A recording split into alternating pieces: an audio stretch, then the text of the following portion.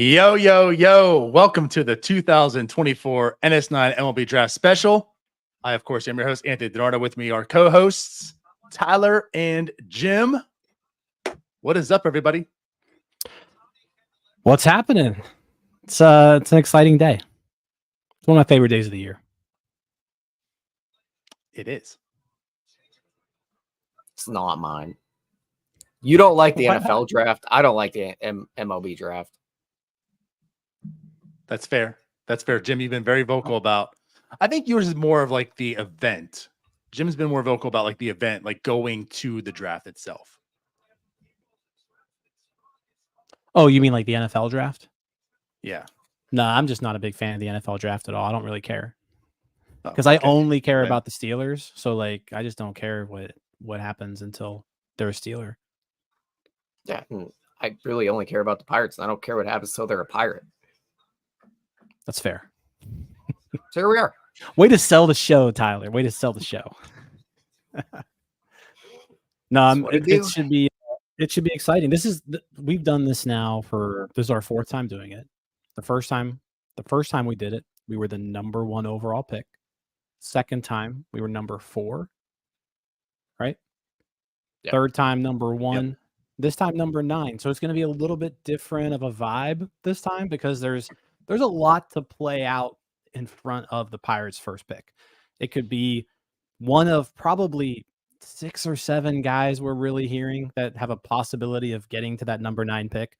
And it's really just a matter of how the chips fall, who's there when the Pirates pick, and who they view as the better prospect. So I'm really looking forward to seeing just how it plays out. See, I think we were live at the winter meetings when the lottery was selected. You know, we weren't too happy that Pirates got number 9, right? We were hoping a little bit better than that. But I felt like if there's going to be, well, not then. No, I didn't feel like it. I do now. I feel like if there's going to be a year where you're going to have the number 9 pick, then it's kind of deep right now. Like, I feel pretty confident that you're going to have some pretty good talent. Last year, it was definitely Skeens. I mean, there's a crop of 5 guys we talked that it could be. But it felt like it was Skeens or Cruz, number 1, number 2. You can debate who it was. Clearly, the Pirates selected Skeens. Clearly, the correct decision. This year, I feel like it's less that. It's more like a large group of good players. Yeah. I mean, there's no real clear-cut number 1. Like, I'm over here putting together like a big board. I'm taking all of Fangraph's top 100, Baseball America's top 100, MLB Pipeline's top 100. And I'm going to put like a consensus ranking together out of the 3. And each Fangraphs, Baseball America, and MLB Pipeline all have a different number 1. So it's just kind of one of those years where there's a group of like 10 guys who are all pretty good. So the Pirates are going to get somebody pretty good at number 9. Very much so. And again, that's exciting. Right, Tyler? It's exciting. I'm getting yelled at by the chat because my TV's lighting's going crazy behind me. I'm trying to fix it. It's not working. It's a bad night for me. The internet's down, but we're in for the long haul, baby. It's going to be a long haul. It's going to be a long night.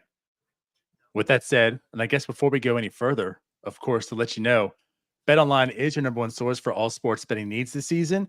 From baseball, golf, soccer, right up to the top fights in UFC, MMA, and boxing.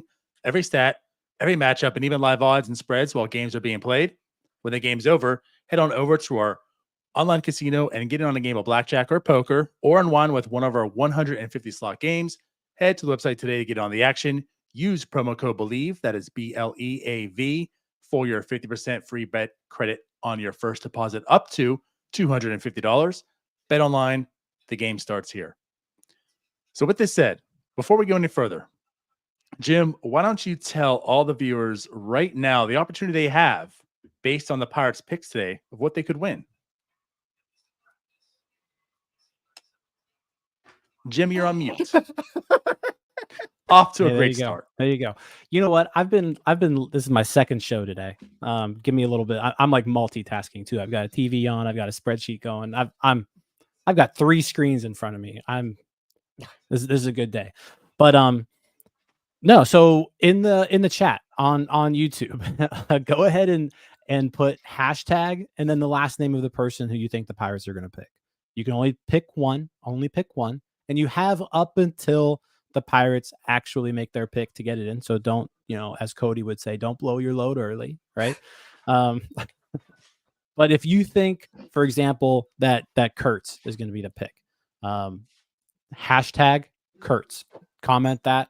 And then if you are correct, we're going to be giving away a $25 Permane Brothers gift card and a $25 Sheets gift card. So 2 different people will win a gift card. Will be 2 different drawings, but whoever's correct, put that in there. But just like WB/ here, he's already throwing his chips in. He's already saying James Tibbs. You don't have to do it right now, guys. You can wait. Just if Kurtz gets picked 8th and you said Kurtz right now, you're done. That's your pick. So again, don't blow your load early. Hold on to it a little bit. All right. But if you're correct, you'll get put in a drawing for some gift cards. Yep. So pretty cool stuff. And I want to give a shout out, of course, to Amanda and Ricky, who are also at the tailgate, gave us these then. They actually provided turn that right side up, the $25 gift card from Sheets. So congrats. Thank you, Amanda. Thank you, Ricky. Congrats to the future winner of that. But yeah, it is now officially 7:02. The draft has technically started. But as we know from having the first overall pick, that probably happened for like the 15, 20 minutes maybe. But hey, the Cleveland Guardians have the number 1 pick, Jim. Lucky them. They're doing very good this year, and they have the number 1 pick. Thank you, lottery. Right. So what are your thoughts? Who think's going here? Ooh, who do I think is going here? I think it's going to be JJ Weatherholt. Do you? He's kind of been the number 1 guy for a lot of the seasons. Has been bouncing back and forth. That seems to be the industry consensus right now too, is Weatherholt. And if you kind of look right now at all of the mock drafts out there, Baseball America has Weatherholt, Mayo has Weatherholt, Callis has Weatherholt, McDaniel really the only one who's kind of breaking the mold there and going with Bazana. But no, I'm gonna say JJ Weatherholt to Cleveland. That's my guess. There it is. Tyler? I've just been running in circles trying to get my whole technical difficulties figured out here, but I'm assuming the question was who was the first overall pick. Yeah. I'm going to have to agree with Jim here because Weatherholt's kind of been the wire-to-wire guy. It felt like he kind of fell off there for a little while. Injury concerns. And Bazano was kind of moving into that spot, but it seems like it came back around where it's back on Weatherholt being 1 overall. And this many people saying it's going to be him, you tend to think it's going to be who they're saying as prevalent as it's become. Yeah, it seems kind of going back and forth a little bit here. But as we know from last year and from 3 years ago, at this point, you still don't have a good idea who it really is. So for all the Guardians fans, people wondering who's going to be number 1 overall right now, we're about to find out. So Manfred's on the podium. We've got Rob Manfred on the podium. I think he's just here to say that the Guardians are on the clock officially. Yeah, I imagine it's probably like his little opening. Yeah, and I'm sure everyone's we're still going to get a little bit. Yep. We've got a while before the Pirates pick. What do they do? 5 minutes in between picks? Something like that. Yeah, I think that's what they do. So, but with commercials, it adds up. Well, let's see. 5 minutes times 9, that's 45 minutes, right? I bet they will not pick before 8 o'clock. All right, let's take that. 6 minutes in between Daniel is what Daniel says. So, okay, you're right. It's probably going to be after 8. I win. JJ says he thinks it's not going to be the guy that we say it is. All right. That could be. It's going to be interesting. I'm sure that that the Guardians are in talks with kind of all those guys up front. Basana being the other guy who I've seen listed here. Fangraphs Longenhagen just put out his last mock, and he has Basana. So yeah, it could be Basana. He has Weatherholt dropping all the way to 7th with St. Louis in his update. So. And the interesting thing, like with MLB draft, you really don't know who's going to be picked because the teams aren't leaking anything. Like they really don't want to leak anything, especially in the world of the NIL with these high school guys.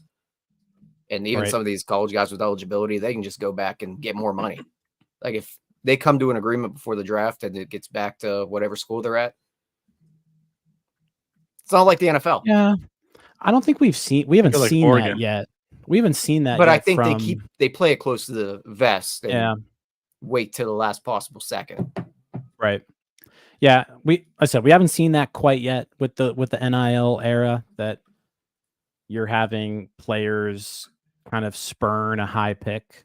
Now we maybe have seen some where like they get pushed down, but you've also seen high school kids who said, hey, you know what? No, I'm going to college, and they still get picked and they sign because of the amount. So yeah, you never know what NIL is going to do though. I mean, there's some schools out there where if you really want the college experience and someone's going to say, hey, you can get $1 million to come here out of high school, like it makes you think a little bit. But I will say this, NIL does make the draft a little more interesting now, because before, like, I can get paid right away, albeit, not as a ton of money, or I'm going to college. And now NIL is like they can get college, or they can go to college, get some money. What I'll say too about your thing is, talk about like being tight-lipped and stuff, and of course everyone in here understands that the MLB draft, but it's not always best person available. And as we know firsthand, although you could argue Henry Davis was the best available or whatnot, but a lot of that can do with money. Who's going to agree to less so I can stack up some money to spread over, the remaining part of the draft. So it's like if the Guardians are able to maybe cut a deal, they're tied between a few people, they're able to cut a deal, they might go elsewhere. So are we going to make like our picks before the draft? I guess we could if we wanted to. I guess it all depends on how it plays out. Like I know, but I'm just curious what our pre-draft thoughts are. I mean, so personally for me, I'm going to operate under the impression that Weatherholt, Condon, Basana, Caglianone are all not available. I don't think any of those guys make it, and I don't think the pitchers make it either. I think Hagen Smith has a chance to drop, but I don't think he's going to. If Hagen Smith drops, he's my pick. I just want to say that. If Hagen Smith drops, it's a number 9. He's the pick.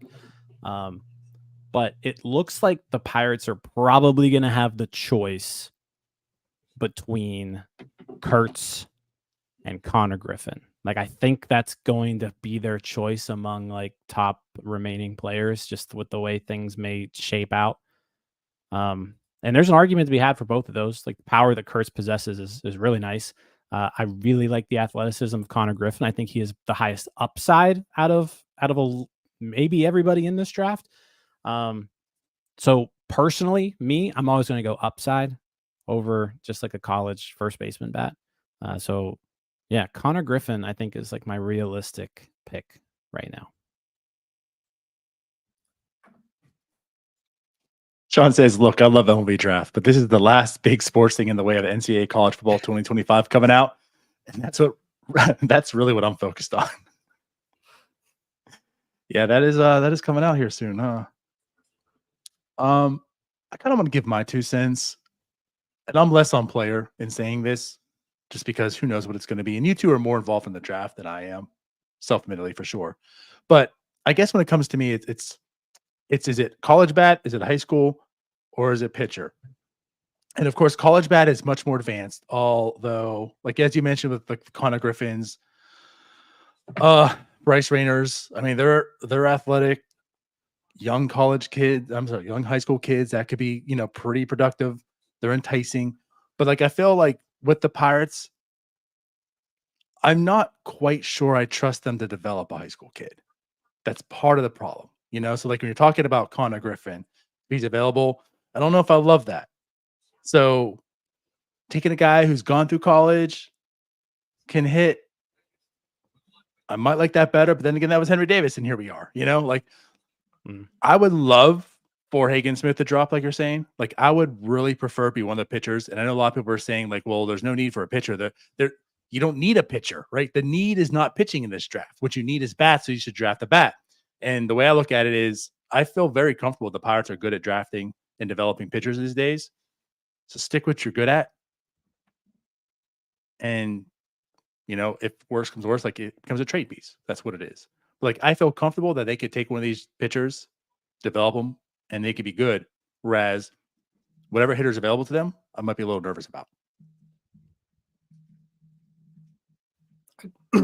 I'd be okay with Kurtz, which would be interesting because it would be the first guy that Sherrington's taken in the first round that doesn't play up the middle at either catcher, second base, or up the middle in the outfield. Also, this is the first draft with Horowitz in the front office, so that's another wrinkle to add in there as the scouting director.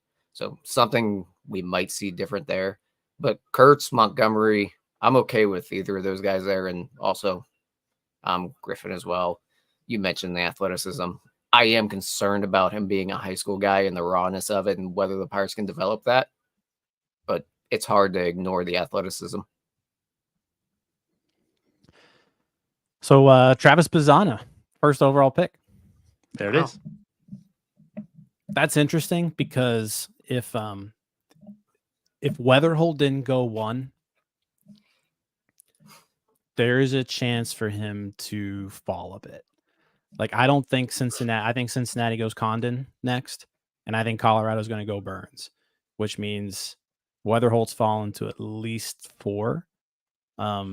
But yeah, we'll see how it goes. But yeah, Travis Bazzana, first overall pick. Can't argue with the hit tool. It's the one thing the guy can do. He can hit. Also an Australian guy. Yeah. Australian guy, first overall pick in the major league draft. That's kind of tough scene for Dad. For Dad. Are you guys watching it live? Yeah. Did you see Dad pop up? No. Oh, no. Nah. I just kind of glanced. Shirt was tucked in and popped out, belly hanging out. Come on. Don't do him like that on national TV. You're a little bit ahead of me. Okay. You know what? It happens. It happens. It's a tough look. To the best of us. Love the excitement. Yeah, no, I mean, what happened? It looks like he was pissed at his mom for a second too. What was that about? But I mean, Bazzana I just finished up my consensus rankings, by the way, and he was number 1. So yeah, good stuff. That was based on a lot of scouting, correct, Jim? It was based on a lot of scouting. He was number 1 guy on Pipeline, number 2 on Baseball America, number 2 on Fangraphs. And yeah, hit tool. I mean, hit tool across the board is what people like about him, including yourself, based on your rankings. Yeah, you weren't lying. It's about scouting. The official Jim Rosati rankings right here. Yeah, the official, the composite rankings. Yep, composite. Well, yeah, so cool. And right next up is the Reds, who ended up with that draft, the number 2 overall pick. God, that sucks. So now they get a top choice. And they probably get the actual best hitter in the draft. Could be. They're probably going Condon here, which you put Charlie Condon in Great American Ballpark. Dude can rake. Yeah. So we'll see. That's also back-to-back. I mean, with Cam Collier was kind of another power high school bat that at the time, but yeah, the Reds are going to get a good one here. They lucked out. The Ohio teams first and second in this draft. What's up with that? Right, and as it's well known, I am a Reds fan, so that's the thing. I mean, you look at their system. We look at the bats were there. Now they're not producing the way I think. Certainly, I felt that they're going to produce this year as the Reds fan. But I mean, adding him to this system now too, like, geez. Yeah. Shane on TikTok asks us if hypothetically, if Skeens and Cruz were in this draft, where do they go? I think the answer is 1 and 2. Like, I think that's the answer. Yeah. I don't think any of these Skeens guys is a are very good. easy answer. It's Yeah. 1. I don't think any You of can these guys combine, are like- as good. I don't think any of them are as good as Cruz. If Wyatt Langford's in this draft, he's probably 1. Langford's 1 too. Heck, You- Max you can Clark make might the be argument. 1. Yeah, I'm gonna say you can make that argument with Clark. Yeah. Hypothetical question right now. If everyone was a free agent in MLB, who goes 1-1 overall? Like if this is a fantasy draft, Everyone in the league? Yeah. If everyone was open, free agent. like if Gunnar it's a fantasy Henderson, draft, Gunnar Henderson or Bobby Wood Jr. So not I think Paul it's Paul Skeens. Skeens. Skeens is up there. I think you go with that, like probably Gunnar Henderson, Aaron Judge. Yeah, you go with an 11 WAR position player. That's what you're picking first overall. You're No, lost.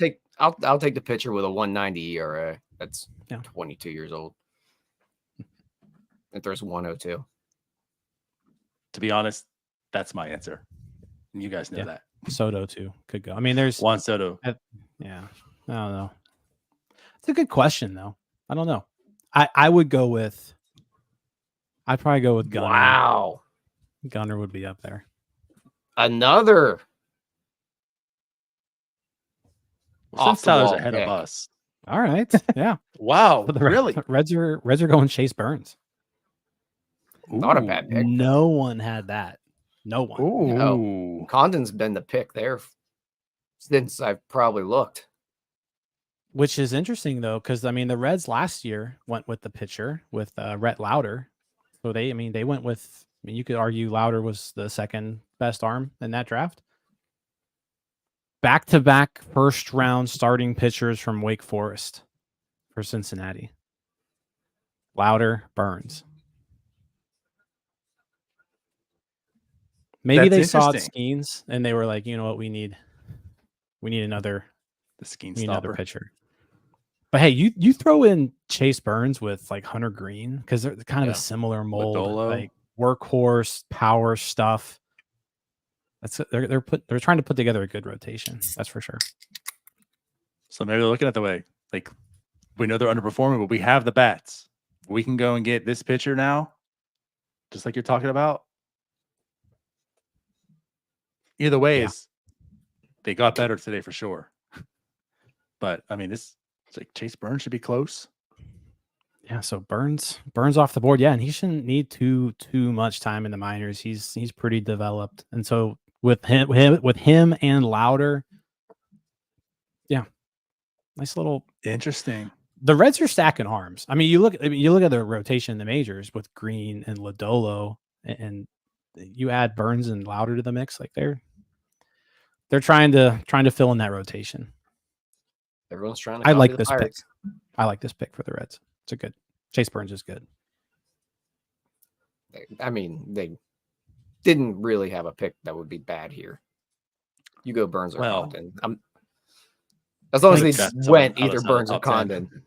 Yeah, there's a chance for a team to get like really weird here. Like we've seen the Royals, for example, just like get really weird a lot of times.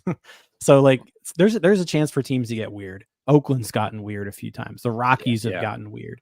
So there are opportunities for some weird things to happen. But if you're picking in the top 10, like you're gonna get a pretty good player. Everyone's trying to copy the Pirates, dude. Trying to get arms. That's what they're doing. Yep.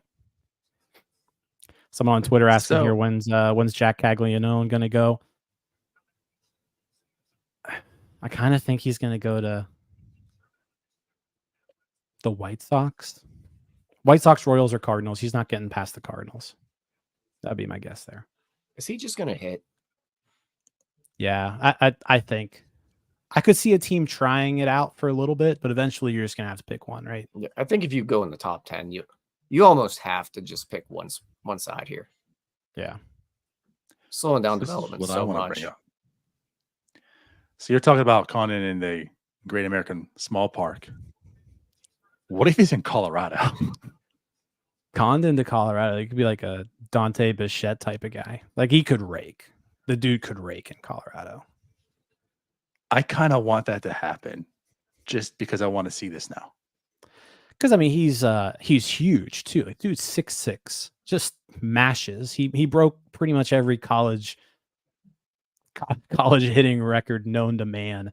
If he goes to Colorado, you could literally just plug him at a corner outfield spot or you know, so I know like maybe third base too, but like you could just plug him at a corner somewhere and just let him rake. Got 70 grade power. That's what I'm saying. Like, I'm not trying to but like you're talking some of the home run greats. Imagine them in Colorado right now. Jeez. And they can certainly use some help. Put it that way. He is similar to Chris Bryant. Yeah. The old Chris Bryant. Yeah, old Chris Bryant. The old Chris Bryant. Not the Colorado Rockies version of the Chris Bryant. The old Chris Bryant was so good. What a I mean, he can just crush the ball. He would actually be he would be fun to watch in Coors Field. I kind of hope the Rockies go that route now because everyone had the Rockies going Chase Burns. Right. So do the Rockies stick a pitcher and go Hagen Smith here, or do they just roll with Condon? Well, the pick is in, so Tyler's about to tell us here. Yeah, I'm waiting on it. But also for those players, if this were to be Condon, how much better that would be for their careers.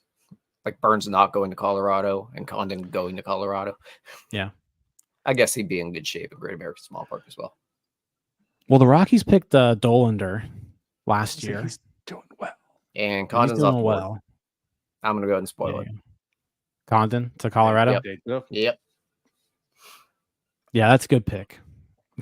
That's a good pick. I don't know if where's our boy Ryan? Ryan's happy. I don't know if I mean, it's hard to tell because like the way the college game is right now, there's so many home runs, like the power is just off the charts. So it's hard to really just like compare Condon to like other college bats coming out. But from just a pure power standpoint, he's as good as it gets coming out of college right now. And going to Colorado is going to be kind of nuts. It's going to be very nuts, not kind of. Yeah. Very nuts. Yeah. That's the one thing the Rockies have always been fun with, for the most part, until they've like tore down the past few years, but they've always had some fun offenses. Doesn't take much to get it, but they've always had it. Mm-hmm. So yeah. He also might have just made a lot more money in his career because his stats are going to be off the wall. Same with Chase Burns. Probably made a lot more money not going to Colorado. Like Condon's a guy who could put up like 50 homers in Colorado. If this game translates, obviously. But like the dude just hits nukes. Would you call him Prime Juan Soto? No, he's not that good. It's sad that we're like at the point now where Juan Soto is officially older than these guys. Yeah. For a few years, like, is he prime Juan Soto? It's like, well, this guy's actually older than Juan Soto. Yeah, Oakland here coming up. This will be interesting. They had a few people had Bazana dropping to them. The ones who had Bazana going first have McDaniel and ESPN has them taking Weatherholt. Longenhagen has them taking Montgomery. So they may be looking college bat here. No one has them picking Smith, and he's been available. So you gotta think Weatherholt or Montgomery here. Gotta imagine this would be, the ceiling for Montgomery. And if it's not Weatherholt could keep dropping. Like it's interesting because you got some teams that were tied to Bryce Rayner. Like the Royals have been tied to Bryce Rayner a lot. Yeah. we'll see how this goes. It could get interesting. It could get interesting here with Oakland. Time to draft a reliever. This is a big pick for him, though. Like, this is a guy that will probably be coming up when you move to Vegas. Right. This is going to be the face of that rebuild in a new town.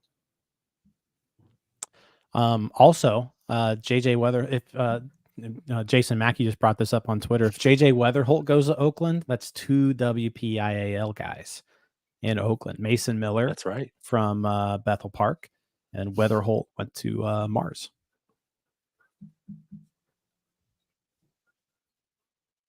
Bethel Park in the news lately for not so good. Moving on. Well, yeah, we'll move on from the Bethel Park talk. But no, I mean that would be kind of neat, and I could see them going Weatherholt here. Also good to point out, Jack Wilson's kid, Jacob, who's just killing it, is in their system. So a lot of Pittsburgh ties, essentially. That's true. Hell, Jacob Wilson was probably conceived in Pittsburgh. Probably. We'll have to ask Jack. Yeah. How old's Jacob Wilson? Jacob Wilson's 22. So it's like 2002. He was born in 2002. Darn, I was hoping it was a Silver Slugger year. Actually, we can do some reverse math here. When was so Jack Wilson debuted in 2001. Debuted in 01. Jacob Wilson was born in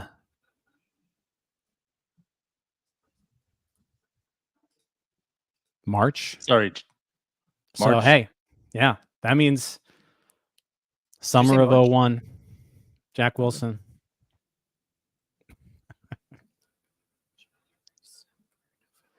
March what? All right.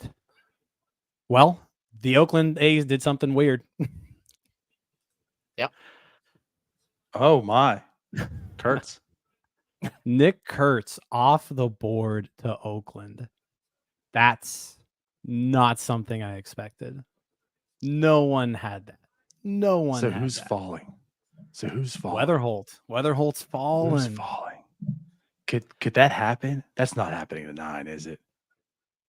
I'm telling you right now, with this pick, this is so weird that I think Weatherholt could drop to the Pirates, because here's what's going to happen. That's now. If you've got Kurtz going to Oakland, that means you're probably the White Sox are probably taking either Caglianone, Montgomery, or Rayner, one of those three. The Royals are then taking either Rayner or Caglianone. The Cardinals are taking like the guy who isn't picked, and then the Angels are taking Hagen Smith. JJ Weatherholt drops to number 9 in that scenario. This is kind of crazy. JJ could also by the go way, to St. Louis, but yeah, he'd be such a Cardinal. I just want to point out, Maxwell, you're out. Maxwell, you don't win the gift card. Hashtag Kurtz. Yeah, get your hashtag last name in. Hashtag last name. Who are the Pirates going to pick at 9? I think we have quite a few people that dropped out there. Yeah, I think a few people did Kurtz there. I think Amanda is out as well. Man, that's the first shocker. But I mean, you look at it, and of course it was Oakland. Nick Kurtz, you thought people were going to stay away from him just because of the first baseman, right? But at one point he was the number 1 pick in this draft. Like, there are mock drafts out there from early in the year that had Nick Kurtz going 1-1. So that just kind of shows you where all these guys are all kind of clumped together. It's just whoever's on the top of that particular team's board. But sure, yeah, I'm kind of feeling that Weatherholt could drop. That's going to be insane for so many reasons. I mean, not just the talent, but we get another. He's from here. Yeah. I mean, so yeah, getting getting interesting. Sure he was on here in a cowboy hat earlier. Him, Paul Skeens, Henry Davis, Brian Reynolds. We're gonna have a bunch of Hilljacks.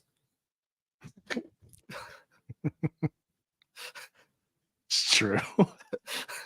Team no swag. Oh, all right. So Kurtz is off the board. That's wild. There were a lot of people who didn't even have him going in the top 10. Like the Pirates were the absolute like top for Kurtz with a lot of teams. So that's crazy. That's interesting. Someone's gonna drop to the Pirates, whether it be Montgomery, somebody is Weatherholt. It's gonna be Montgomery or Weatherholt. I think one of those two. Like, or they might both be available.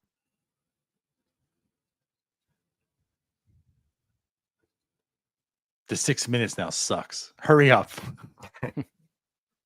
This is what I hate about the draft. Now they might draft before 8 o'clock, Jim. All right, so White Sox. Yeah, I think this is moving. I think they'll draft before 8. All right, so White Sox. It's been kind of a little all over the place with them. Baseball America and ESPN have them going Caglianone. Jonathan Mayo has them going Montgomery. Jim Callis has them going Conner Griffin. Eric Longenhagen has them going Bryce Rayner. So kind of across the board, no one has any idea what the White Sox are going to do here. That seems to be a consensus. Like they can go so many ways just based off of what fell. To be fair, the White Sox don't really know what they're doing either. We watched them in the last series. Yeah, most of these teams don't. That's why they're kind of here. That's true. These teams don't typically know what they're doing. Yeah, you always see Colorado and Oakland and Chicago up here, and Kansas City, and Pittsburgh. Anthony Murphy saying that Joe Doyle's saying it's Hagen Smith here, but yeah, I mean that would be. No one else had Smith going here. No one had Smith going this high, but they all had hitters. So we'll see. But this is, if you were in the JJ Weatherholt camp, this is all good for you. This is good news for you. Not his literal camp because he's losing some money now. But and the White Sox pick Hagen Smith. Yep, he is. There it is. I'm actually happy with that because I didn't want him. Like of the arms, that was one. I'm like, Man, I feel like Hagen Smith at PNC Park he would be good. But no, I like Hagen Smith a lot. It's a good pick for the White Sox. Like if you're looking at the guys who are available, I think Hagen Smith is like the most likely one to be like really good. Yeah, good pick. That means the Pirates probably aren't going pitcher though. Yasavage is probably gonna be there. I know Brett, you're a big Yasavage guy. He was in the comments, campaigning for him. But with the way this is shaping up, there's going to be a top, 8 bat available for you at 9.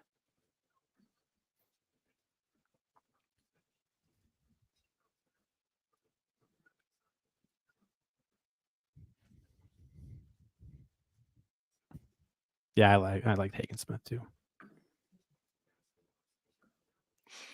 Well, that means the Royals are on the clock now. Jim, the Royals always do weird stuff. I think this is where trade their comp pick for a reliever. Yeah. This is going to be either Rayner or Caglianone, I think. One of the two. They could go reliever. And then honestly, whoever doesn't get picked probably goes to the Cardinals.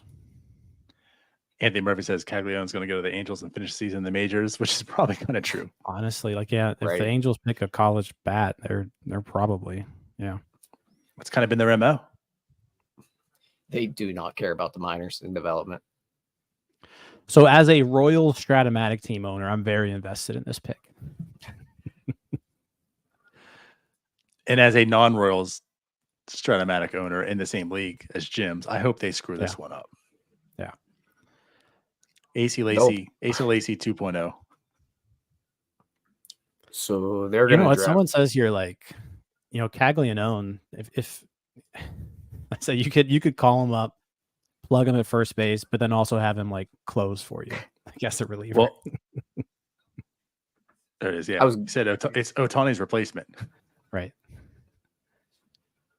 See, I was going to say that Caglianone was going to get drafted by the Royals and then turn into a pitcher.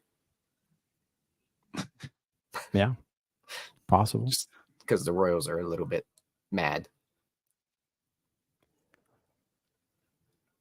The Royals just have not drafted well since Bobby Witt Jr. basically. Although Blake Mitchell is looking okay from last year, but yeah, I feel like the Royals just always do something weird. And if they do something weird here, that's only good for the Pirates. So we'll see what happens. I think they'll go either Caglianone or Rayner right here.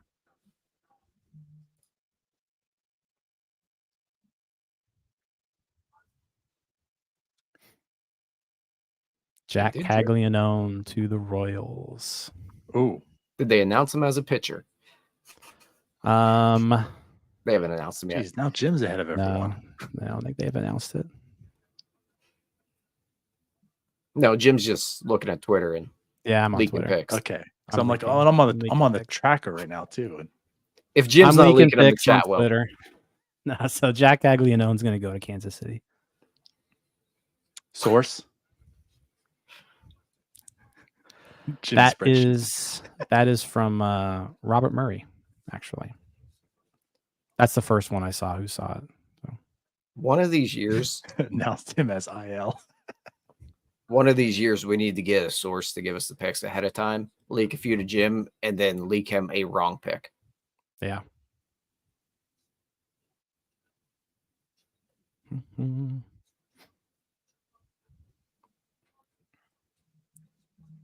Well, we have that if we want.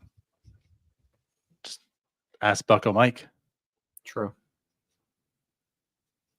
Actually, Kornberg just messaged. Bucko Mike's the source. Right. Bucko Mike says Pirates won't draft the hitter. So there you go. So if JJ falls, he's still falling. Yeah. All right. Hey, JJ's falling. If we're going on the consensus rankings, JJ's the best available, followed by Braden Montgomery, Conner Griffin, and Bryce Rayner. So those are the consensus of best available guys left. And they announced Caglianone as a two-way player. Oh, nice. There we go. Interesting. The Cardinals are going to take JJ, aren't they? I feel it. He's a Cardinal through and through. Just to piss us off even more. That would just annoy me. That would annoy me. He's such a Cardinal. That annoying, like, just slap hitter in his stupid cowboy hat. I'll say this though. So the Pirates, there's the Pirates picking three picks. Like, they're gonna have either JJ Weatherholt, Braden Montgomery. They're gonna have two of these guys at least. Weatherholt, Montgomery, Griffin, Rayner. They're gonna be able to pick between two of those four, as long as nothing else weird happens here, which I don't think we'll see anything too weird. You could see Savage going to. You could see a Savage going to the Angels, honestly, if they want to get weird. I could see that. I could kind of see him going to the Cardinals as well, though. Yeah, that would be his ceiling probably. I'm with with the way this is shaping up. Like, don't go the Tibbs route. Like, I know a lot of people were saying Tibbs underslot deal, and go use that slot money elsewhere. There's going to be a pretty good player available to you at number 9. Like, take him. Last year was different, but it was kind of like the same vibes. Like, just take who you feel is better. Don't get cute. And I feel like in this one right now, it's the same thing. Like, don't get cute. You're number 9. You're getting a good player. Just take a good player.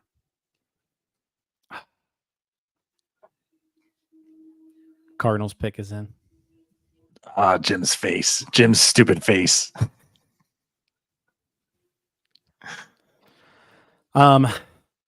Yeah. So JJ Weatherholt is going to the Cardinals. Well, so that's a good pick for the Cardinals. Even more reason for Pittsburgh Pirate fans to hate him. He's gonna torture the Cardinals. He's gonna be the next Ian Happ. Someone said it in the comment. Like he's gonna be the next Ian Happ, whippy old hitter, just in the division who but also a Ravens fan. Yeah. Like he's done. Pittsburgh hates this kid. I'm sorry. He's dead to me. JJ, you're dead to me. Nobody likes you, kid. All right. Well, that leaves Montgomery, Griffin, Rayner. So none of the high school bats have been picked yet. If we're looking at kind of who the Angels have been in on, the Angels have. I don't know if Montgomery gets past the Angels here. Based off of just what all the mocks were going, Baseball America has the Angels taking Montgomery. Callis has the Angels taking Montgomery. McDaniel has the Angels taking Montgomery. And that's with the high school hitters kind of all available there. So yeah, I think Montgomery's going to be the pick right here. And that means the Pirates are going to have the choice. Oh, nope. Angels did something weird. Never mind. Again, there's another weird. Yet. Yeah. So apparently the Cardinals. Yeah, I'll say the Twitter people need to pump the brakes a little bit. Christian Moore is going to the Angels,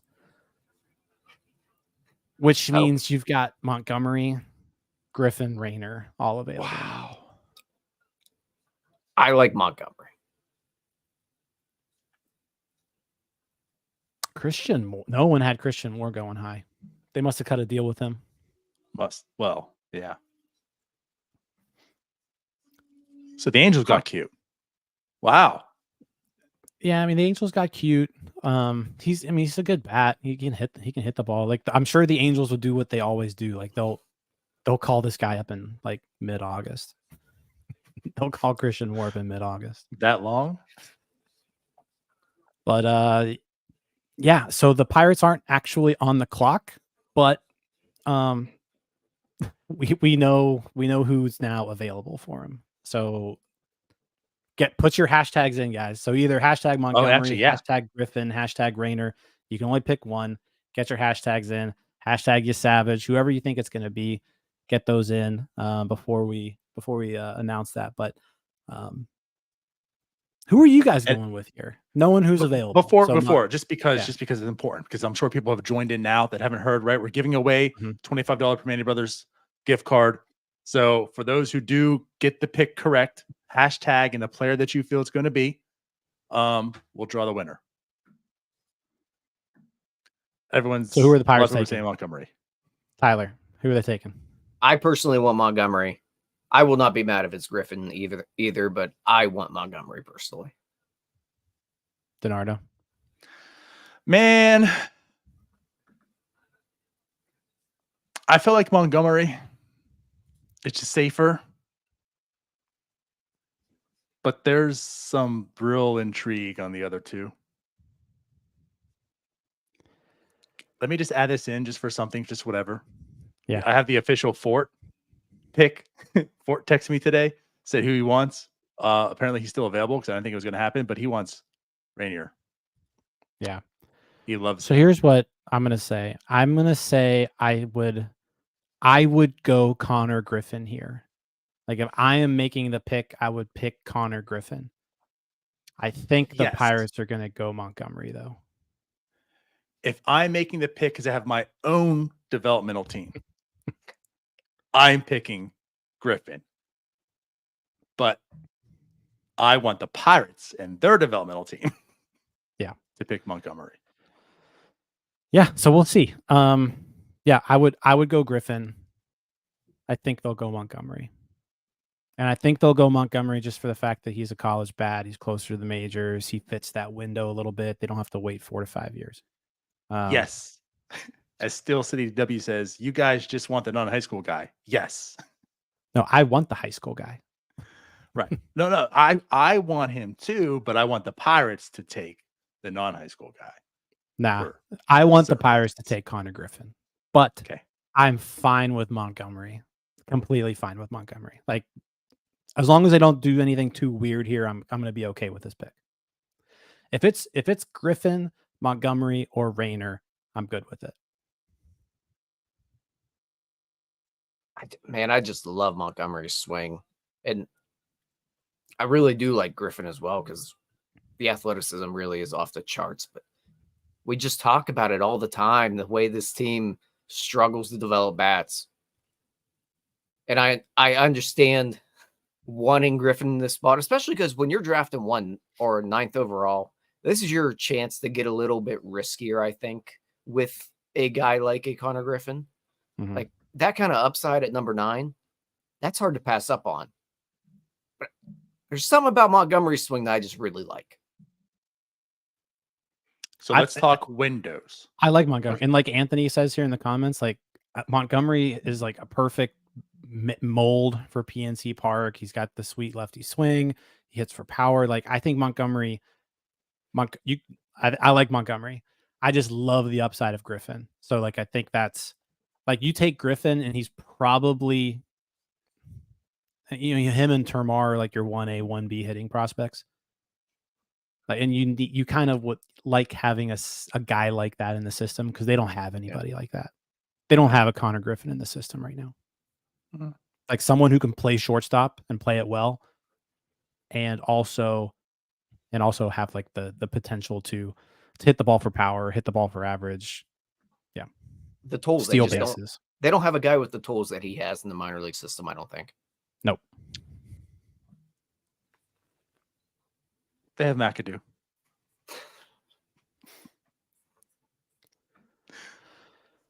Yeah. So, I mean, technically, I guess the Angels are still on the board, but we know that they are taking Christian Moore, second baseman from Tennessee. So there's that. But yeah, the Pirates will have their pick of Braden Montgomery, Conner Griffin, Bryce Rayner. Or if they want to go and get weird, they can cut a deal with Cam Smith, James Tibbs, whatever they want to do. Yeah. Stop. Don't do it. I think at this point, I don't want to do that. Not the way the draft's fallen. Yeah, the way it's played out, I'm going one of those 3.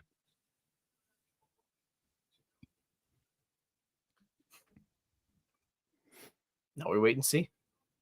And the thing is, like, a lot of those guys that are going to be like in that range of the signability, they could hang around your next pick the way things are falling at this point. There's going to be a few that are going to hang around. Yeah, there's going to be people who fall to that.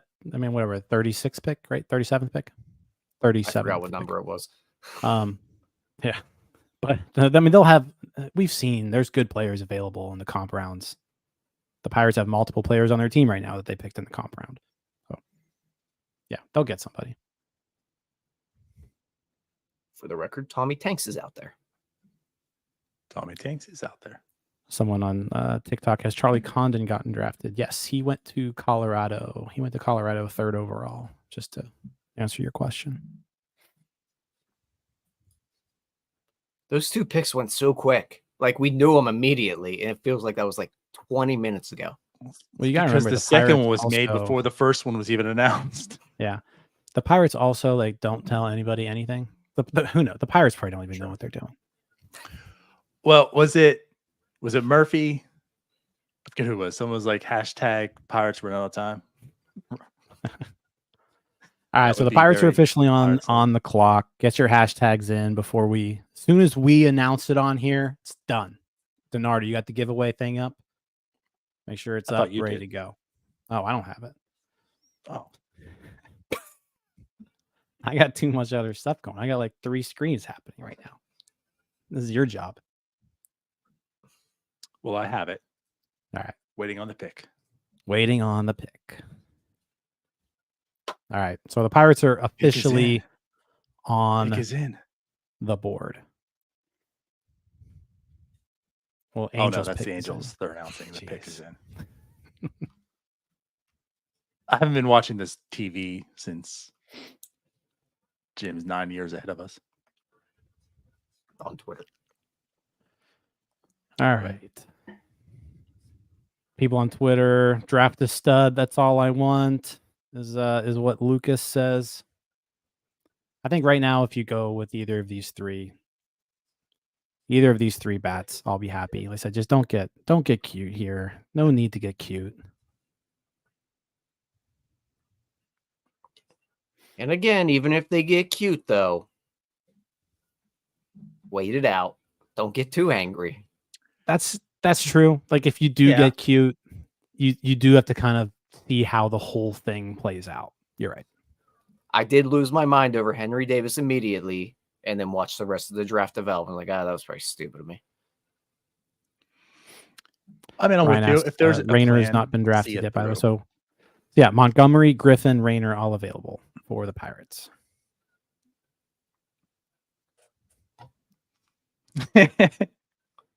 I know what you meant, but Max Wellington says, please take a good bath. That too. All right. Conner Griffin is the Pirates' first round pick in 2024. Wow. Okay. So no more comments, guys. No more comments. Run it, DiNardo. But yeah, Conner Griffin selected. Oh, I didn't. I had him as the top high school bat. Fangraphs had him number 12. Baseball America had him number 9. Pipeline had him number 9. And like they said, they had a choice there to go Montgomery, Griffin, or Rayner. They like Griffin. That's what Jim Callis told us. Jim Callis told us that if Griffin was available, he was probably going to be the pick. So yeah, DiNardo did a great job of this. Well, I tried running it so quick because it's like, I got to do it now because someone puts in the hashtag right now. Comments, right? So like I hit it and then try to share it. So I shared it as it selected the winner. But so shout out to Nick Navy. You won. So you get the $25 per minute gift card. Go ahead and DM us on our socials, whether it's Twitter, Instagram, Facebook, preferably, or email us at northshore9@gmail.com. That way you get the address and send that to you. So congrats, Nick Navy. Congrats to Pirates. You going to draw again? Oh, it's not going to be for the second player? No, that's not what we told people. We're going to 2. So that was for Permanis, right? Yeah. Now do one for Sheets. I thought it was going to be for this. Just click draw again. Oh, you just got to click the draw again button. Jesus. There is no draw again. On the top right-hand corner. I'm doing it.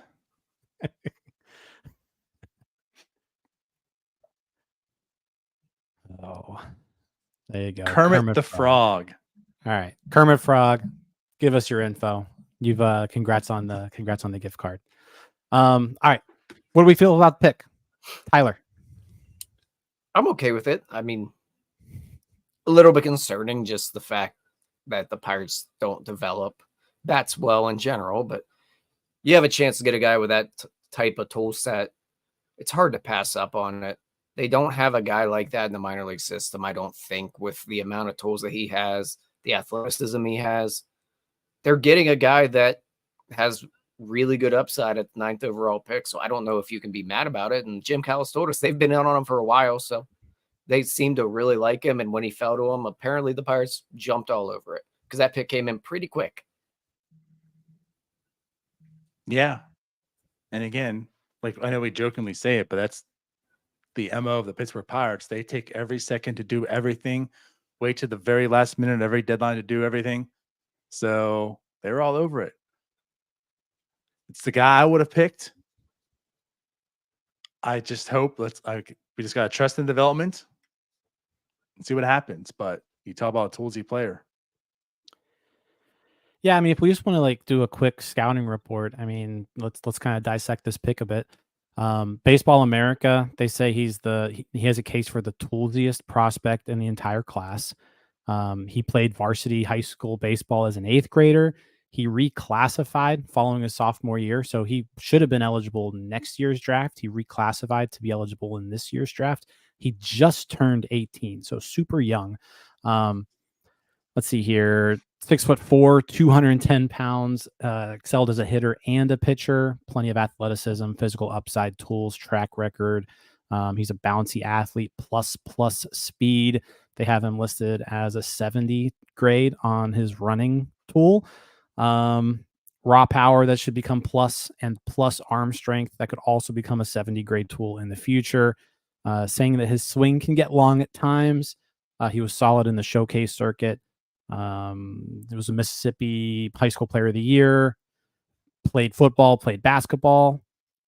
Stole 85 bases this year as a senior in high school. It's kind of crazy.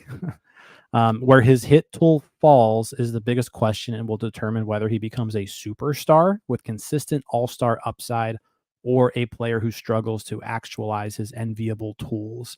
Scouts praise his swing improvements in the spring. He has the tools and athleticism to stick at shortstop, but could ultimately be too big and fit better in center field, where he has plus defensive upside. So he's committed to LSU also. But yeah, I like this pick because we have Anthony Murphy on a lot, and the one thing that he talks about is like if the hit tool fails on a lot of these picks, right? Like Henry Davis, Termar Johnson, where they don't play a position well, right? So like if they can't hit, there's a problem.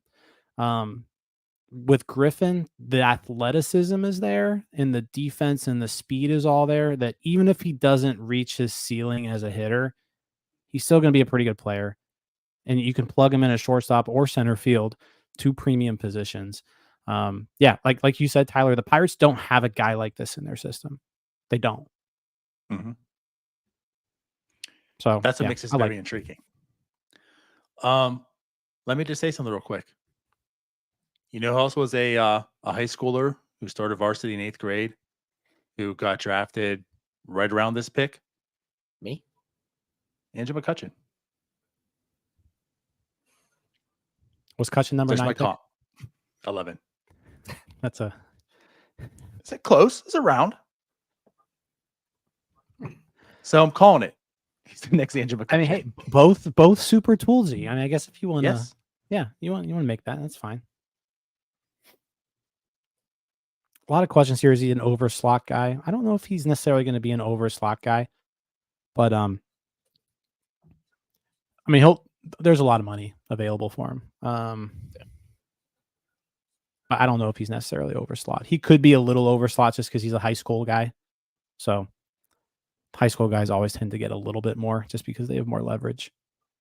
Right. Like Murphy said, he might get a tad over. Yeah, I could see him getting maybe slightly over just because of the leverage there. Right. This is also like about where we ranked too. So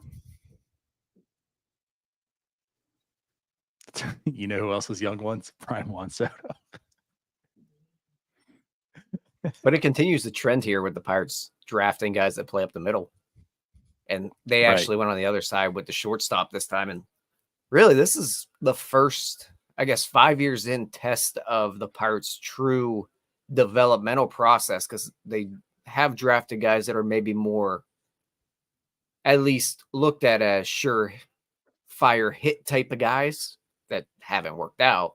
But this is the first guy we've really seen they've taken on that's maybe a little bit more of a project offensively.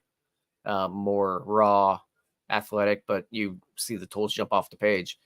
Normally, they go a little safer with the guy that has the higher floor on the hit tool. I guess to counter that, this is also the farthest they've been down to draft. Yeah. You know, when you draft 1, 1, 4, and 7, and you can argue Nick Gonzalez fell to them at 7, you know, that first year draft. You can make the point that they never really had the opportunity to go that route before.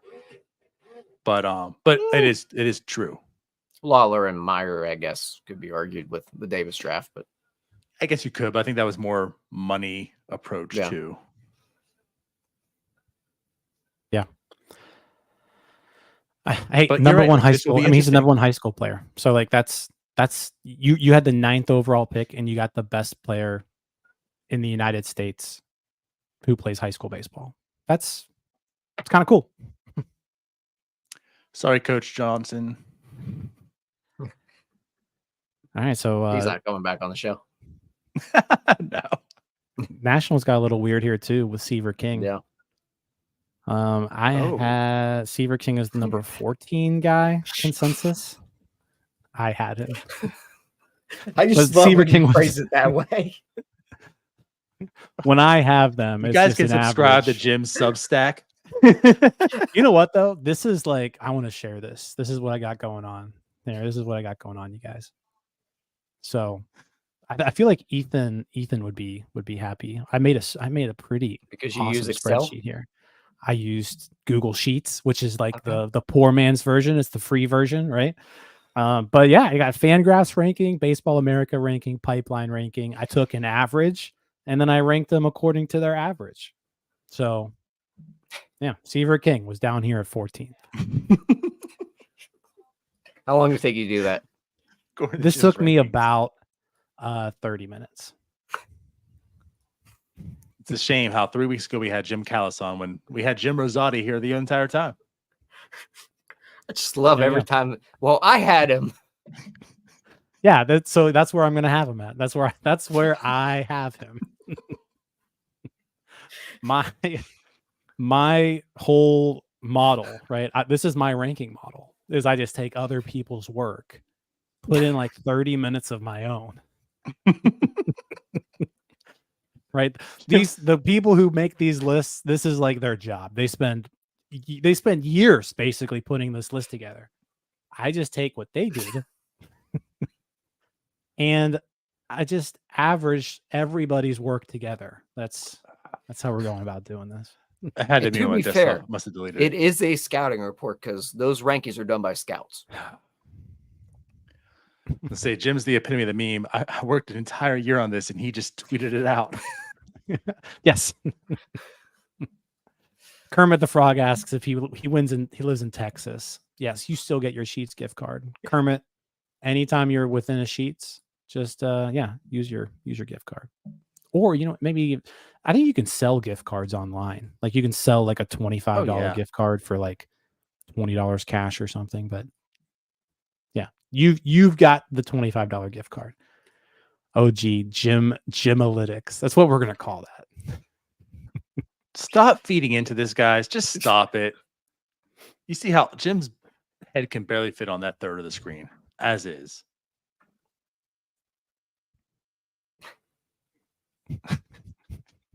I'm sorry. It's just every time he says, and I have him.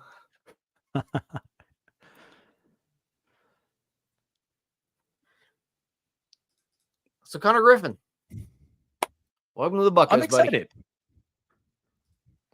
Like Bryce Rainer's going to the Tigers, by the way. Makes sense. They've got a little bit of upside there now. Yes. And yeah. I mean, Bryce Rainer was the number 2 high school player. And some places had, like, Fangraphs has Rainer ahead of Griffin. Mm-hmm. But, yeah, that's not a bad pick. But no, I am. So we read that was the Baseball America scouting report that I went through. I guess we could go through another one if we wanted to. Just kind of. We got a little while. Spread the good word. What do you got, Donardo? So I was going to bring it up. We can do it after or now. Depends. You got it up quickly? I have it up whenever. All right. Go ahead. We'll bring up my thing afterwards. Oh. All right. So Fangraph says that Griffin went wire to wire as the most talented high school players from the draft. Super projectable shortstop, outfielder. They also really like that he pitched. Now, obviously, he's not going to pitch at this level, but bat to ball record, very good across multiple years on the showcase circuit. Long levers often make him late on fastballs, which will probably get worse in pro ball. So there's a little bit of a kind of a caveat there, is that long swing getting brought up again. But incredible twitch for a prospect his size. Has a shot for both plus raw power and speed. He says it's probably worth trying to develop Griffin in center field. But yeah. I know when we talked to Callis said start him at shortstop. That's what he said. So. And I'll put it this way. Knowing the Pirates, they probably will. Yeah, I think the Pirates will probably keep him at short. The question I had, and I think if it's very relevant now, you talked about windows, and that's kind of the talk. And, like the one thing when they drafted Henry Davis is we felt like, oh, this is good because he'll get here quicker. Maybe this rebuild is speeding up, right? It's near, so he'll fit right in. And, when you look at this team right now, the Pirates are a 500 baseball team. And I think there's a lot of discussion if they should be buyers or sellers, right? And I think a lot of people are leaning towards buying, right? They should be foot on the accelerator, being a good team. We know they lack offense. So like when you look at it ahead of next year, could maybe someone in this draft actually start paying dividends next year to help out with this offense, right? And if you go with a high school kid, that might be a little ways off. So, again, talking about windows, do you think that played into this at all, and should it have? I think less so at 9, maybe more so when you're drafting earlier, but in the situation they're in, at that point, really your options looking at it, if you're taking one of the better players available, you're looking at Montgomery and you're looking at Griffin, and I think Rayner in there as well, but just take the best guy available. And you mentioned it all the time, Donardo, you can use some of these guys to get better now. Like they are trade chips as well, if need be. Obviously, you probably don't want to trade your 9th overall pick, but if something ever comes to fruition, it's better to have those types of prospects in the organization than not. Yeah, I like it. I'm kind of always in the mindset of you just take best player available and worry about then, because I think that's part of it too. I think a lot of people will just, especially Pirates fans, when you draft someone, you just think, well, that's my starting center fielder in 2029. It's like, you know what? It could be your way of getting the starting center fielder in 2025, 2026 by way of trade or something, right? So yeah, but I think a lot, like that was a lot of not maybe a lot of debate, but certainly some debate today. Who do you draft? And of course, talking about windows, and this team needs help right away. So this is why they should draft XYZ, because he could be there next year and such. So yeah, something interesting. And I think that's, literally came down to it. Do you take Montgomery or do you take Griffin?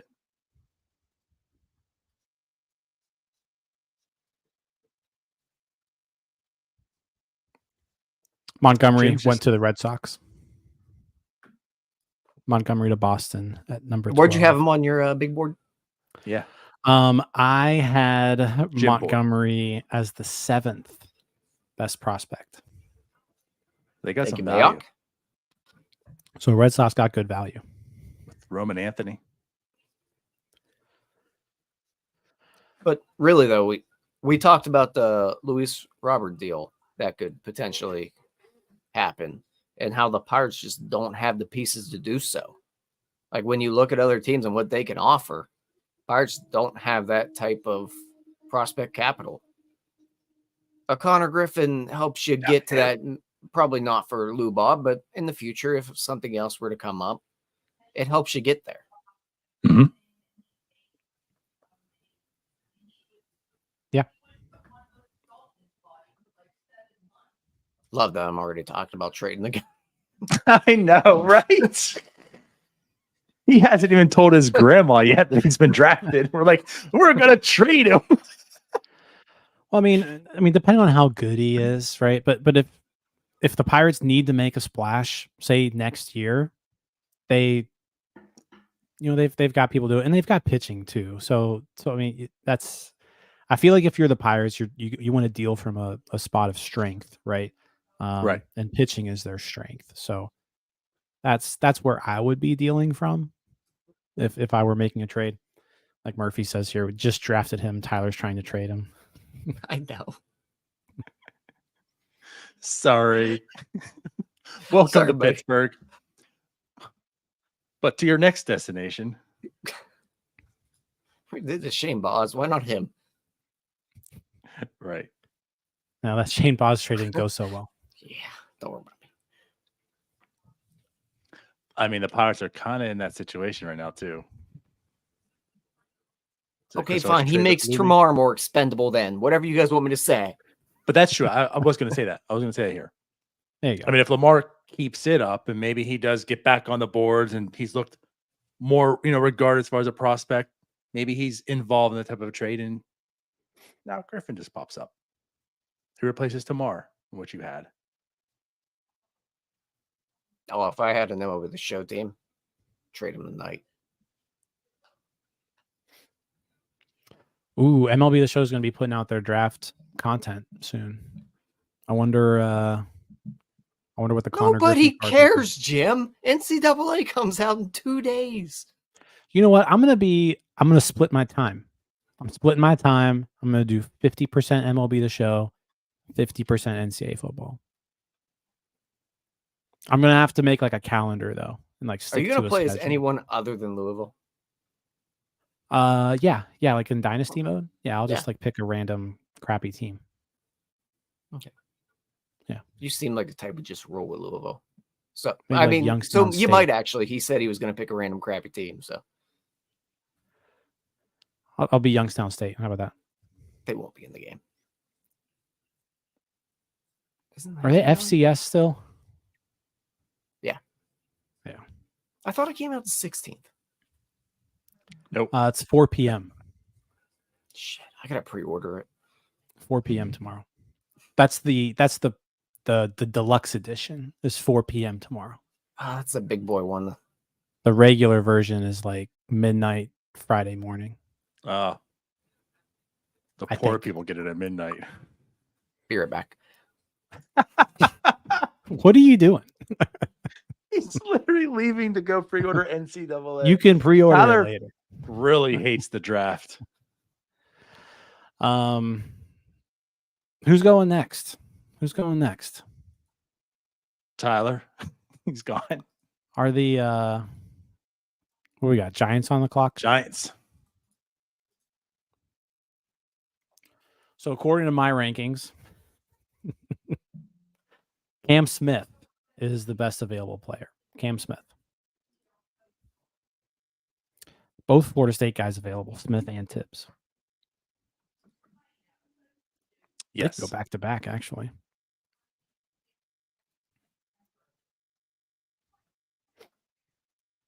The Giants are interesting. I don't know what they do here. I feel like the Giants are just kind of that boring team. I don't know why.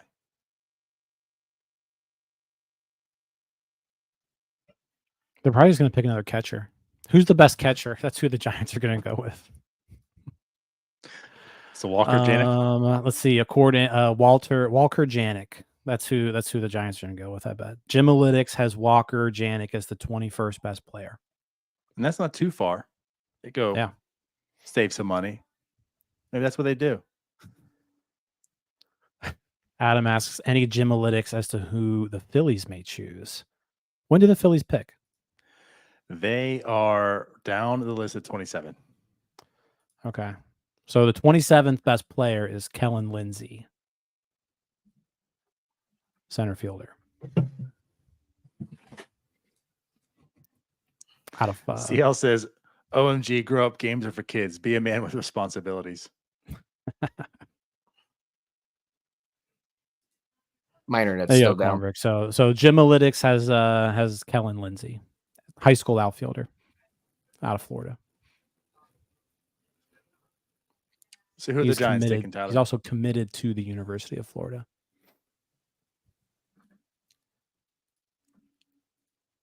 All right. My internet's still down. Couldn't download it yet.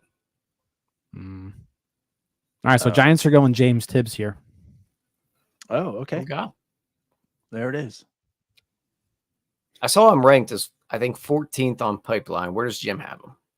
So Jim has him at 13th. Okay. So he's the 13th ranked player, and he's going 13th. Gymalytics is just on. Jim nailed it. On point. I don't know why these guys spend so much time putting together these rankings. Seriously. Jim did it in 30 minutes. Actually, realistically, it took me an hour. It is kind of a pain to have to put in every single ranking they have. Actually, you're the true hero here. All those other people, they only had to do one ranking. I had to do 3. 4. 4 even. You did all the 3 and then yours. Really, I actually did. I did 3 plus a math equation plus a 4th. And they just have the right paragraphs. Like you had to do formulas. Yeah.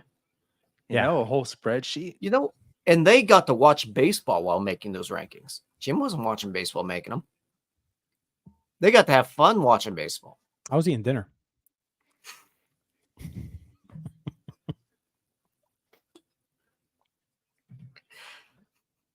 All right, so James Tibbs to the Giants. Thank God. I really didn't want the Pirates to go that route. Like when people started saying Tibbs, I was just like, no, please. Not that I don't like Tibbs. It's just I think there were better players available at that spot. Right. Like for the Giants, it's fine. Yeah. And I think if they were going to do that route, Tyler, your boy, Cam Smith, that's what I would have done. Smith.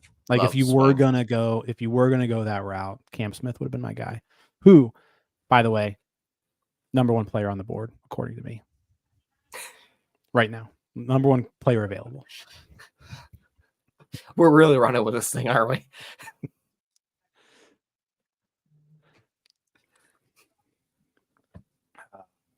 Someone in the on TikTok asked, why is Braden Montgomery wearing a Stanford jersey on our thumbnail, Donardo? He transferred to Texas A&M. You couldn't find a picture from this year? He didn't know that.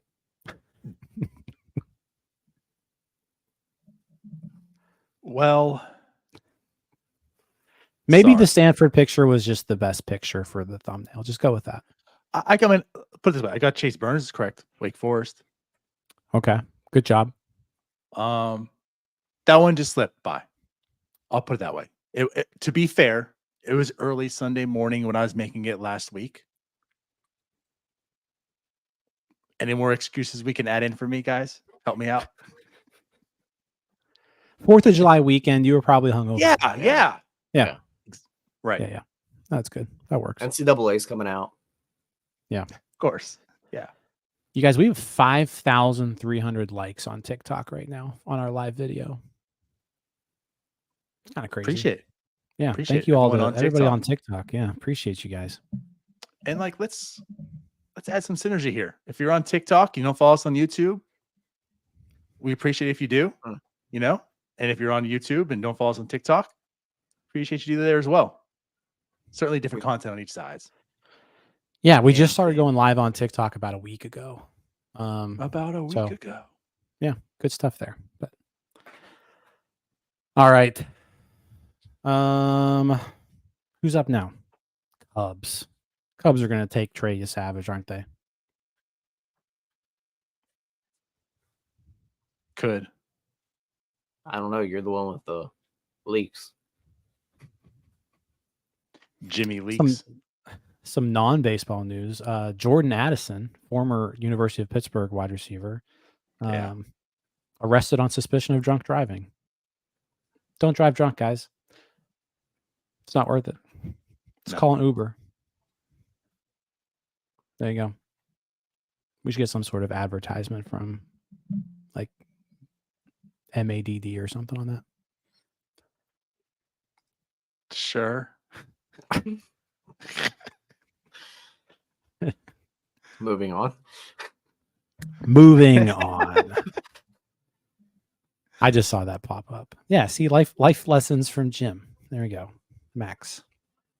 Don't drink and drive. I did play 18 holes today, if we want to talk about something fun. How'd you hit them? Best round of my life. I was smoking the golf ball today. That's good. It was hot today. Yeah, I got out about 9. Yeah. I was done Good by stuff. 11:30. I played 18 holes in like 2.5 hours. I was cruising. Stopped store, got some fried chicken. How many Bush Brody Lights? wants I to know had how 8. many 8 Bush Lights And a couple Pink Whitneys. I was smoking the golf ball today. If I'm drinking that much on the course, it starts going downhill around hole 11. Like around 14, it was starting to get a little bit shaky. Yeah. Well, that's why you're the professional. And don't get me wrong, the best round of my life was today, and I still shot an 87. Like, I'm not good. Hey, 87. I'll take that all day. No, everything I did. That would be my best round, I think. That'd be my best round for sure. I think I only lost 1 ball all day, and it was a mulligan shot. Cam Smith is off the board to the Cubs. Cam Smith to the Cubs. There it is. So he was the best available there. So back-to-back Florida State picks with Tibbs and Smith. Yep. Well, now Cam Smith's interesting because like most people had him in this range, like mid-teens here. Eric Longenhagen at Fangraphs loved Cam Smith. He had him 7th. So draft eligible sophomore too. Yeah. I know. And then Tyler, I know you were a big fan of him. You were a fan of him if you were going the underslot route. Yeah. Yeah. If the draft would have fallen a different way, he would have been my pick. But with Montgomery and Griffin and Rayner there, you can't go this route. So I'll say this, like, even though, it's 14th and he's about there, I know a lot of people seem to be liking him, Cam Smith, in the comments, you guys talking about him and such. And now he's a Cub, JJ a Cardinal. Happy about that? No. Yeah, I mean, these were about where. Well, I'm not happy about Weatherholt going to St. Louis, but I'm fine with Cam Smith going to the Cubs. I'm fine with the Reds going with Chase Burns too. I was worried they were going to get Condon. I did not want them to get Condon.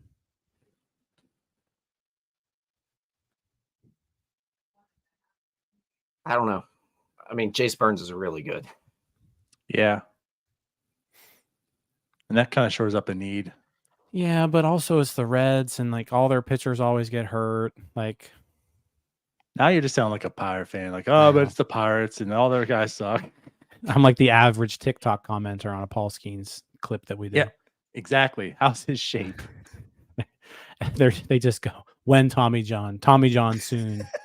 Yankee 2027. Right. Yeah, you post out a Paul Skeens TikTok, which, by the way, is like 3 times a day. That's pretty much what you get.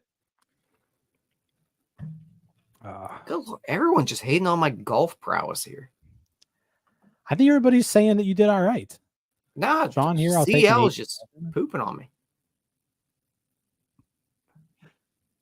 CL's I mean, yesterday I shot terribly, and then went like the last 4 holes yesterday. I was like, "Oh, I'm finding something here." Went out today. I'm like, "Yup." Still can't putt or chip, but maybe we can get Jay Johnson on again to talk about Conner Griffin. I wonder if he'd be okay with that. How we're stealing him. Hey, Coach Jay, I know that you wanted this guy on your team next year, but the Pirates took him from you. I gotta imagine being a college baseball coach, though. Like anytime that you get a commitment from like a top 100 guy, you're not really expecting them to come to campus. It's gotta be hard. That's gotta be a really hard. It's probably the hardest job of college sports as a head coach. Because thinking it's about got to be football, up there. You get them. Because like you get the commitment, and they can still go. Yeah, that is a way of putting it. Like you're a football coach, you get the #1 guy in the nation, right? You're happy. You got him. But in baseball, you're the one guy, and then you don't. Marlins going to be the first people to do something real weird. Mariners? Well, Mariners are on. No, Marlins. After the Mariners, the Marlins are up. Okay, so right. We already know the Marlins because there's no way the Mariners are picking this guy. Jim, what's the Pirates pick at 37? Ooh, I like this. Let's push Caminiti to 37. That's what I like. Jake. What are the Marlins doing? Because speaking of invested picks in this Strat League, I'm the Marlins. All right. So the Marlins are going to take, according to Gymalytics, the number 39 prospect, PJ Morlando.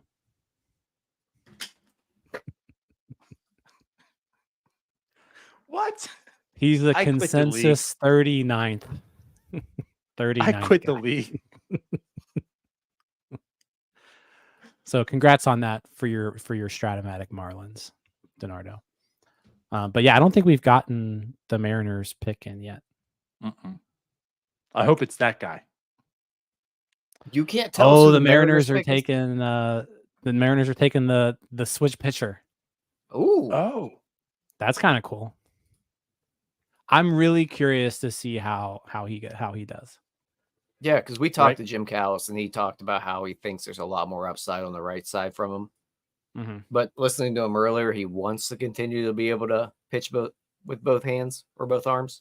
So, but like, why not try? Like the Bubba Chandler route in the sense, like Pirate fans relate to. Like, why not try the first year, see what happens, and then after that, just say yes or continue it. Yeah, because again, that's intriguing. If you have a guy that can do that on both sides, like Mel Kiper's actually in the chat. Yeah, there you go, Mel Kiper. Me and Mel Kiper are actually going to do Gymalytics together next year. No, but Jurangelo Sinche, like that's just it's a cool story. Like being able to throw both is pretty neat, and it just offers you like just a unique ability that nobody can do. And I know like at one point we had a player like that in the minors, but I don't think they ever reached the majors. There's the guy with the A's that did. Was he did play for the A's for a little bit? What is his name? Sort of the V. I can't. Yeah, whatever. Like Brett says, he's amphibious. Exactly. What's that from? Yeah, Pat Venditti. Yeah, it was that guy. I think it's those newspaper article that said like amphibious pitcher. Amphibious.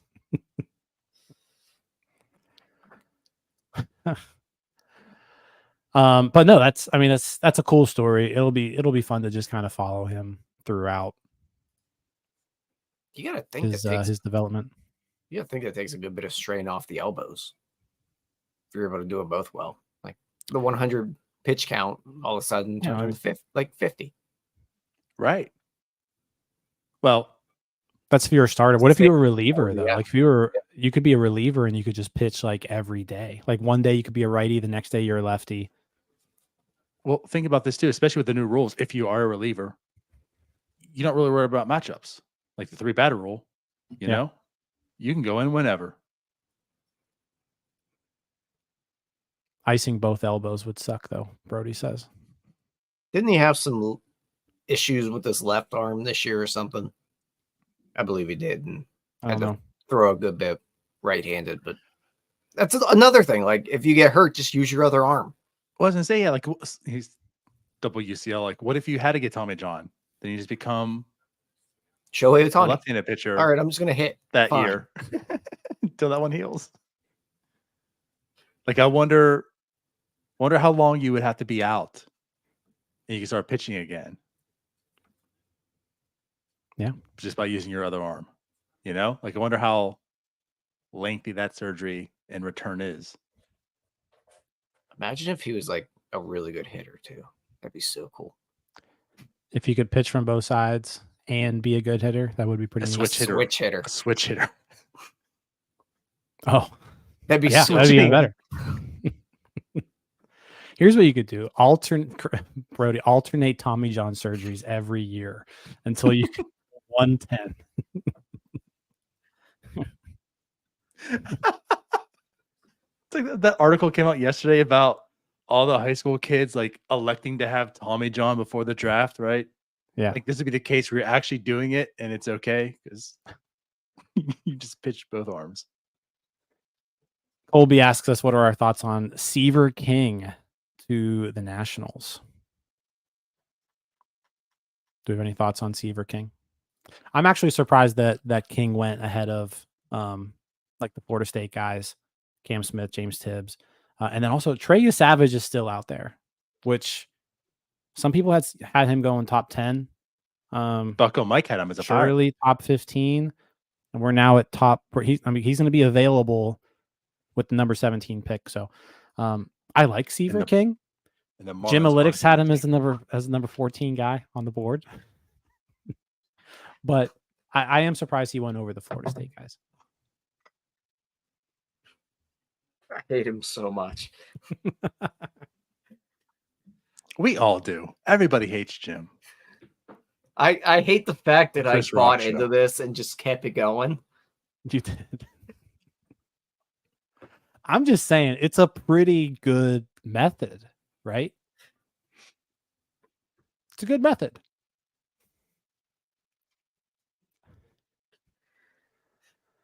Oh, dear God. No one else is doing this. No one else has an average of all of the rankings. That's what Jim Analytics is. Can't find it anywhere else but here, fellas. No.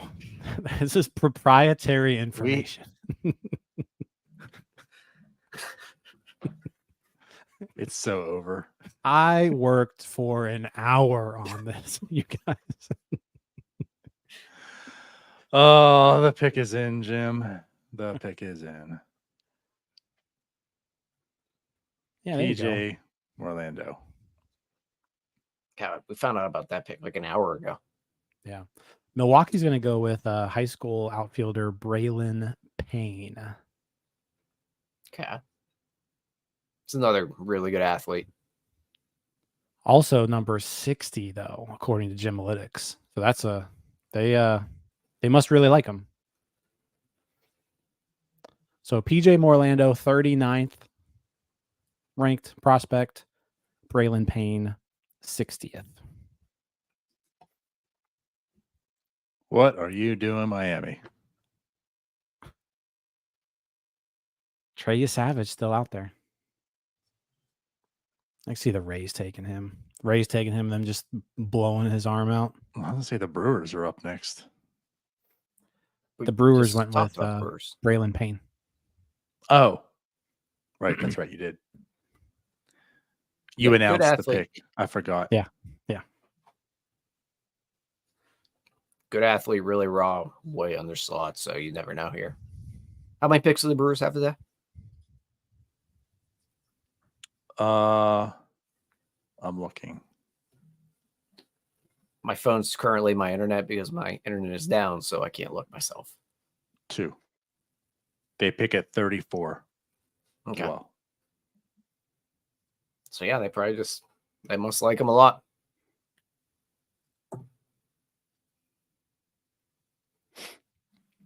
So the slot, by the way, for the Pirates pick was $6.22 million for Conner Griffin.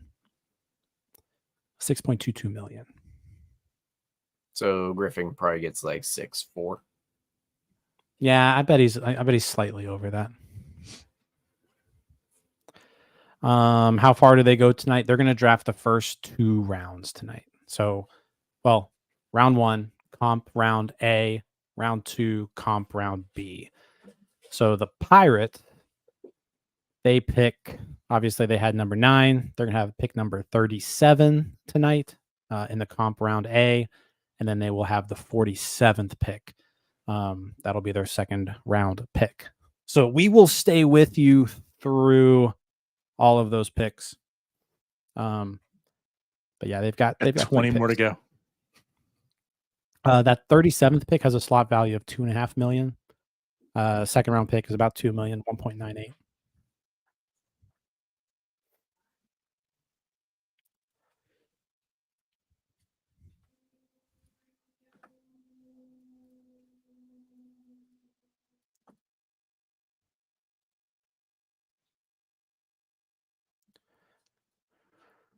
Oh, we got a ways to go, boys. we do have a ways to go. We do. We're an hour 40 in, and you remember last year? MLB The Show's announcing their draft pick stuff. Brody wants to know, how high up does Gymalytics go? The Gymalytics rankings, I've got 124 players ranked. 124. So we can take this all the way through tonight. It's a lot of legwork right there. And according to Gymalytics, Trey Savage, easily the best available. Is that the official name of it? It's the official name, right? Oh, it's official. Yeah. Wait, you haven't copywritten yet? Be right back. No, not yet. Not yet. All right. So Brewers pick is in. That was the Jordan Payne. Mets are going to be after them.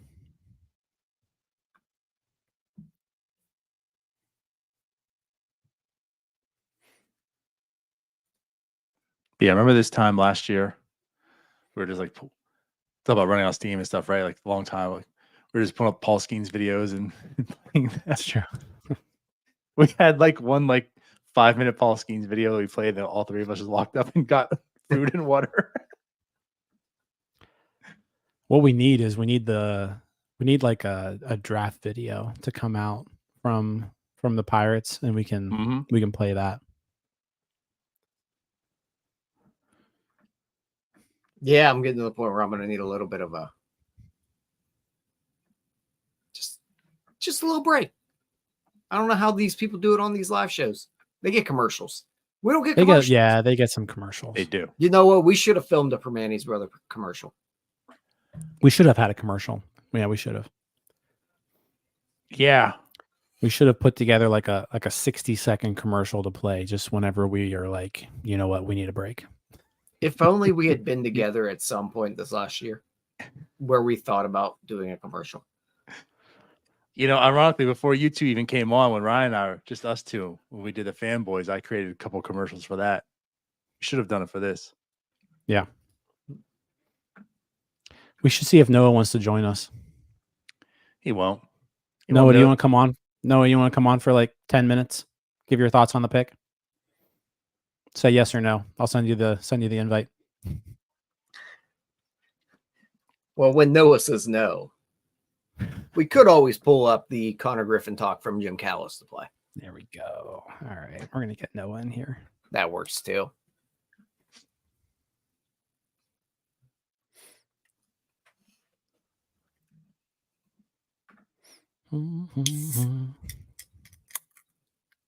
What a guy Noah is. I don't know. How about that? Way better than Alex. Alex would never. All right, Noah, check your Twitter DMs. Go ahead and pop in here when you get the chance. But who we got next?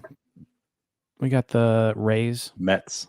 Or I guess the Rays still. I just assumed you already had the Rays pick in. The Rays are going to select Theo Gillen, which a lot of people like Theo Gillen. Fangraphs has him as the #1 high school player. Gymalytics has him as the number 19 player in the draft.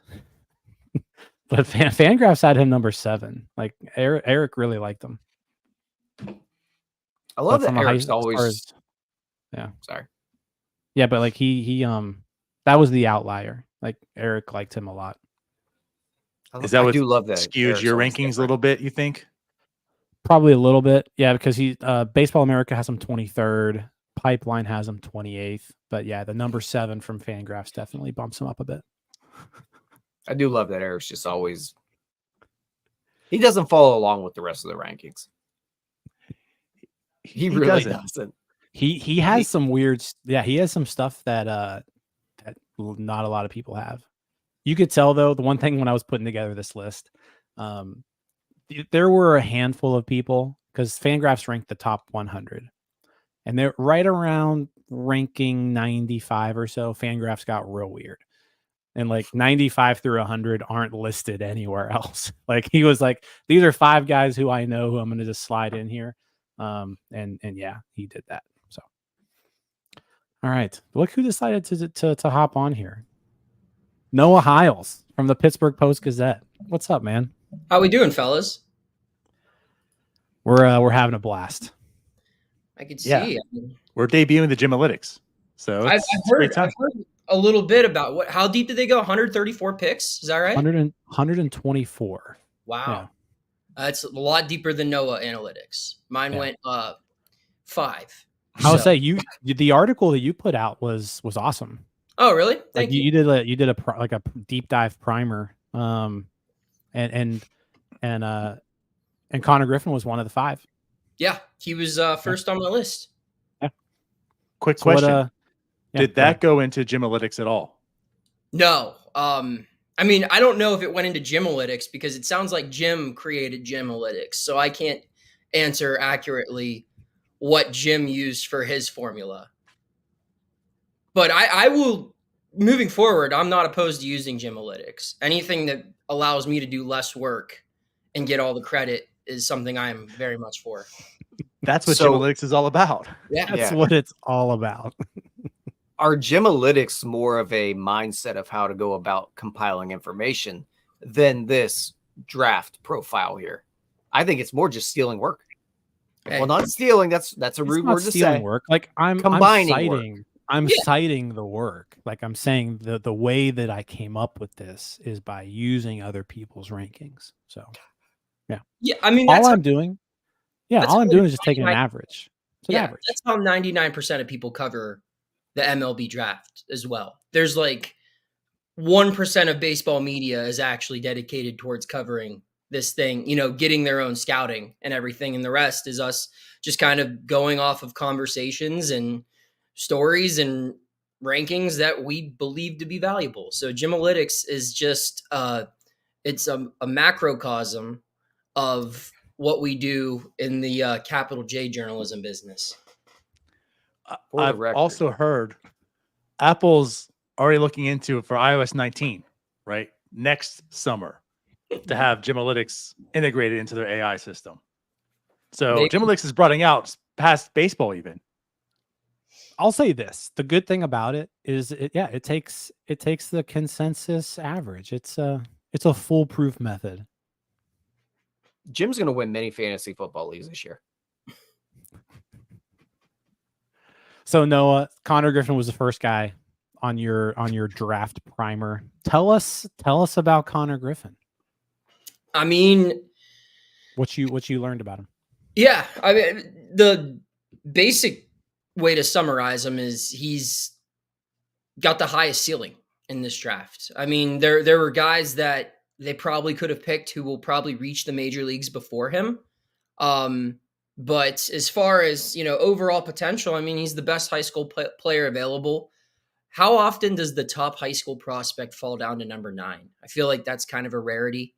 And that might just be because there's not a top 5 worthy high school prospect in this year's draft, or it could be because, teams saw more value in just the college hitters and they went with this guy. So I just look at him. I mean, the size is good. The LSU thing, I don't think they'll have too much trouble getting him to sign. The raw tools are there, right? The only concern I have with this is he's going to need developed. And can they develop a high school hitter? That's the big question. I mean, they drafted a guy a couple years ago in the first round out of high school, and he was the best hitter available in that draft. And we're getting mixed reports every day on how well his development is going. I mean, he's had a really good second half of the season so far, but there's a lot of work to be done on that front, although he is 20 years old. So I think that's my big question around this is, can you develop him? Because this is a kid who's, I mean, his lowest scout grade, I believe, was his actual hit tool.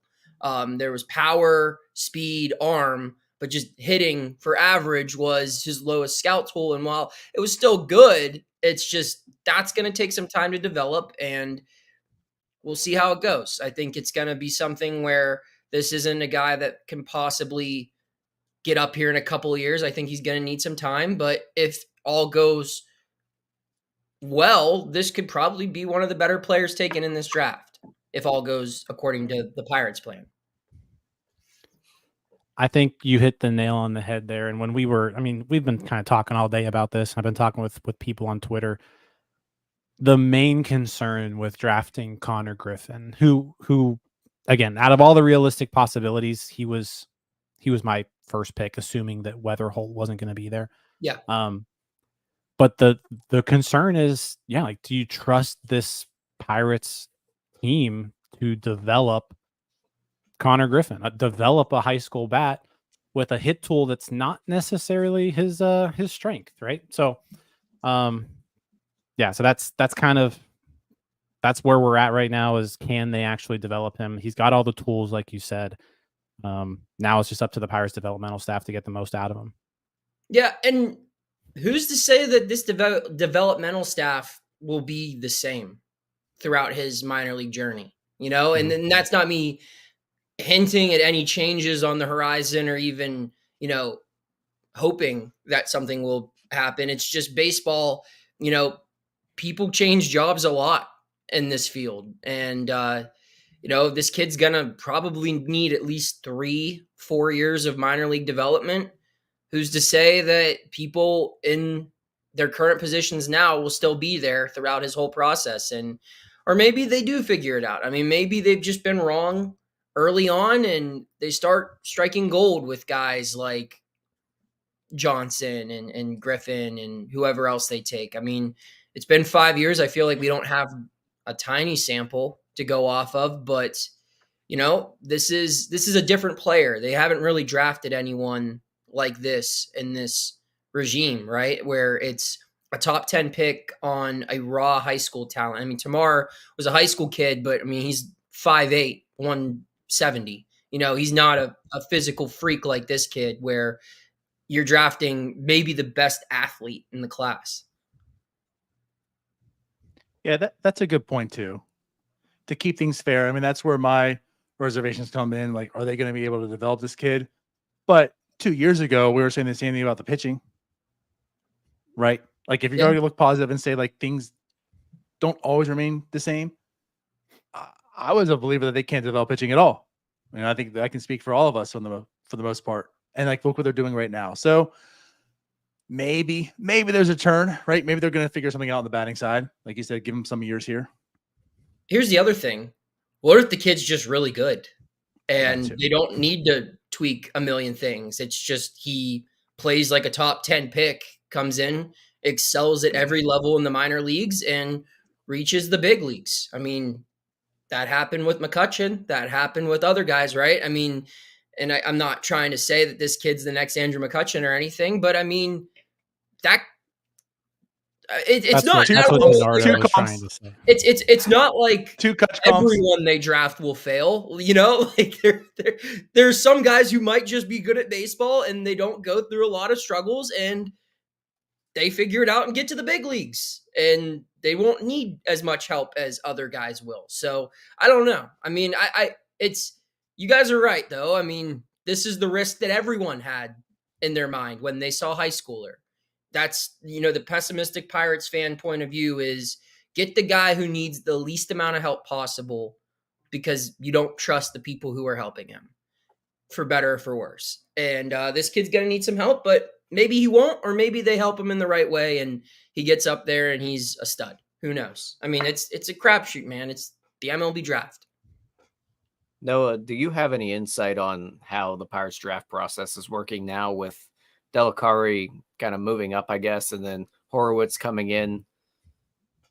Who's kind of making these picks here? Is it still just Sherrington at the head of the table here, and anything changing on that aspect? Not a ton of insight, just because it's so fresh. I mean, you don't really learn. I think I'll learn a lot after this is done, but the fact that they haven't done anything together, you don't really know how it's going to go. But yeah, I would assume it's Sherrington. I know for a fact, I mean, they met a couple weeks ago and basically like kind of put their final draft together. And It sounds like it's a collective effort. I mean, we know what things they're looking for, like as an organization. Like when they're looking at hitters, they typically are looking at guys from the Cape Cod League who excelled there. They're looking at they typically, I think, if you could fundamentally mold down this regime's draft choices, they're going after the freak athletes for the most part. I mean, Paul, Jared, just Bubba, like you could keep going down the list. I think that's been their mentality more often than not, is get the best athlete possible, because, those guys typically aren't as dependent on mechanical coaching. It's just go out there and be a stud. And if you look at their developmental successes, it's been a lot of those guys. So that's a good point. I mean, you look at even like Bubba Chandler, like they drafted the athlete, and you see what he's doing now.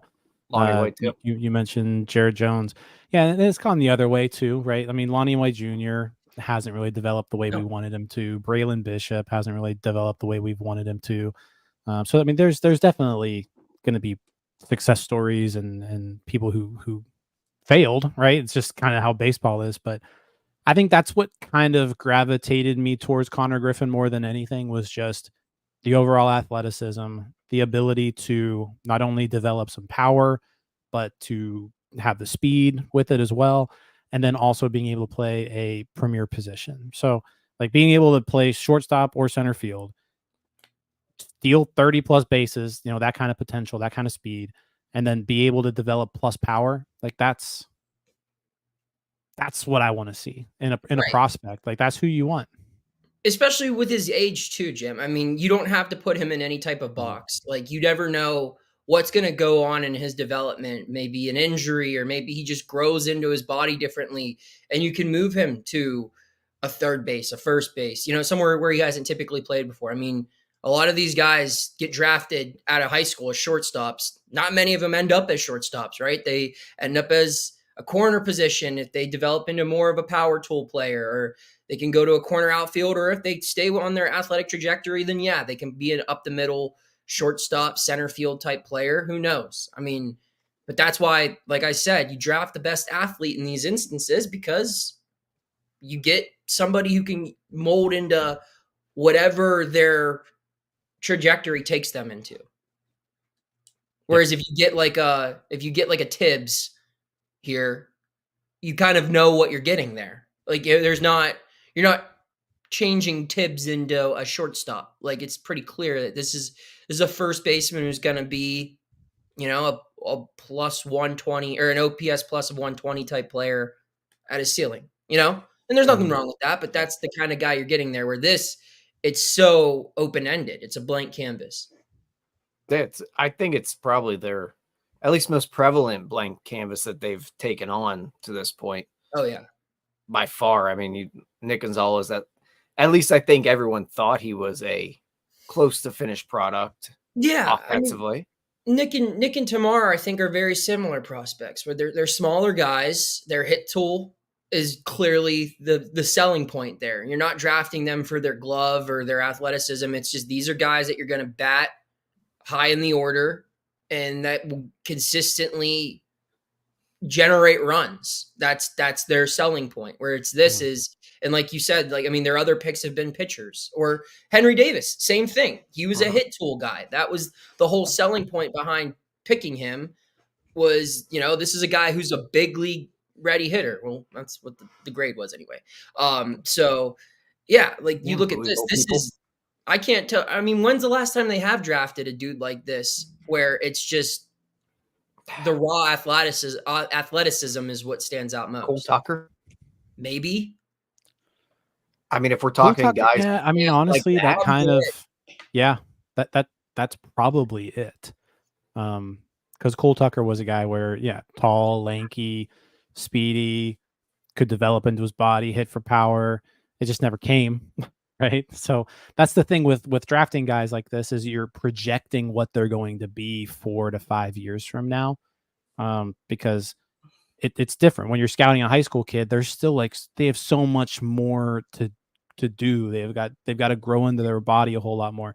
When you've been in college for 3 years, it's it's been your job. Like when you go to college and you're an athlete in college, like it's your job. Like you have classes on the side. Dude, imagine if they drafted Paul Skeens out of high school compared to drafting him after 2 years at Air Force and more importantly, 1 year at LSU. Like think of how different of a human being, let alone baseball player, just size, maturity, strength, just life outlook, like you're a completely different player. So that's the thing here is the Pirates are going to be this kid's LSU. And, do you trust it? Because LSU turned Paul Skeens into the best pitcher in the world in 1 year. And, I mean, the Pirates continue. We're really running with that, aren't we? What's that? We're really running with Paul Skeens being the greatest pitcher ever, aren't we? No, I mean, he's the best pitcher in the world right now. Is he not? Yeah. I mean, who's better? He might be. I'm with you. I know. Jim has just constantly told everybody he's the greatest pitcher he's ever seen.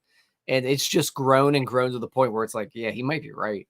I feel like I started saying that pretty early too. Jim and I said this to each other when we saw him pitch in Louisville. That's true. Yeah. Okay, so this is Noah was in Louisville with. Okay, Noah was in Louisville with me for his now AAA I debut. get it. A good baseball mind saw it first and then told Jim, and he stole it. No, we both looked at each other at the same time. We're like, "That's the best pitcher I've ever seen." Like both of us we were both reluctant to say it too, because like neither of us wanted to be that guy that just like fires from the hip that we saw a 21-year-old at the time pitch 3 innings in AAA and make like a Skip Bayless like hot take. But like, I think we both just kind of came to the general agreement. We're like, I don't know if I've seen anyone throw a baseball better than that. And I stand on that claim. I've watched a lot of good pitchers this year. I mean, I've watched Glass now. I've watched Sale. I've watched Ranger all in person. And I don't think I've seen anything they've done that measures to what Paul does every time he pitches. So. I get it. We're calling them Noalytics now. Okay. Sounds good. No, but I do remember that. I mean, you were in the press box. I was watching like right from behind home plate.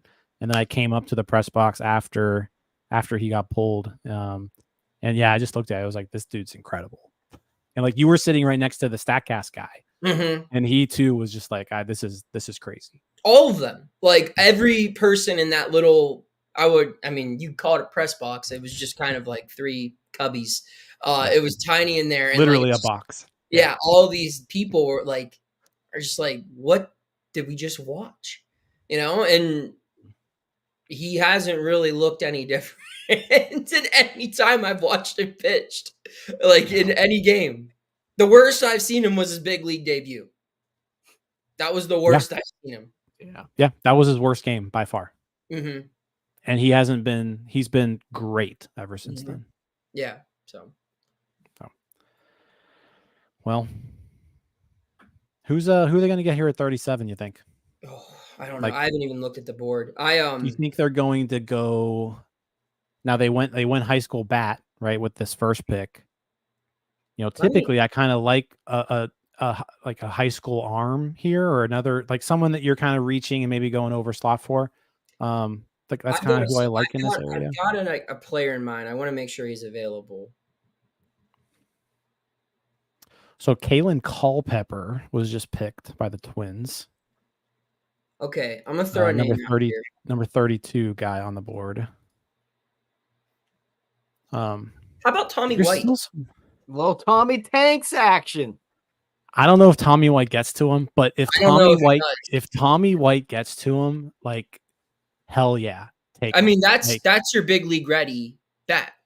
I mean, he's going to need development, but that's a guy that I think probably needs 2 years of minor league baseball. And his ceiling is not anywhere near as high as Griffin or anywhere, but like that's a guy who could come up and contribute in the Skeens Jones window. Yeah. Let me appease some Yinzers too by saying Shields. There we go. So we talked about Shields with Jim Callis, and Shields should be there. Yeah. For the 37th pick and probably for their second round pick too. What I'm thinking more for him. Yeah. And you've seen what the Pirates do with high school arms. Like they've been able to develop these guys. Yeah. If Shields is there, especially with that second pick, I think. Hell yeah, go for it. Yeah. Those would be my two. I mean, I don't think White will be there, but I don't know. Like, I've seen him, he's what, like mid to late 20s in most of these mocks.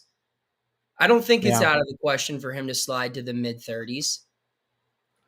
I'll say this. I don't necessarily like him just because he went to Kentucky. But if someone like Ryan Waldschmidt falls, okay, that's an attractive pick at 37. Don't know if he'll be there, but that's someone who would fit this system well, like a corner outfielder who can hit, college bat, so it shouldn't take too long to develop. That they could go that college route since they went high school first. So yeah, that's an option there. I think Johnson might be an option there as well. Another one of them hit first types of guy, middle infielder. Yeah. Another type of guy they like. One of them hit first tool types of guys. It is a high school bat. I think that's the route I would go. If you can find a bat there, and then because they need some bats in this system and there's plenty available. I'm cool with just how good they are at developing pitchers. Like, load up on pitchers in like those 3 through 5 rounds, right? Didn't they just take pick 13? Guys who have really good stuff, you know? Didn't they take 13 pitchers last year? They took a ton. Yeah. Yeah. Like, I feel like this is a year where you could go, who was the team that drafted like 20 pitchers in the one draft? Was that the Angels? Yeah. The Angels went all pitchers. What if they just did that? What if they just said, you know what? You're going to have a whole carton of hitters, you know?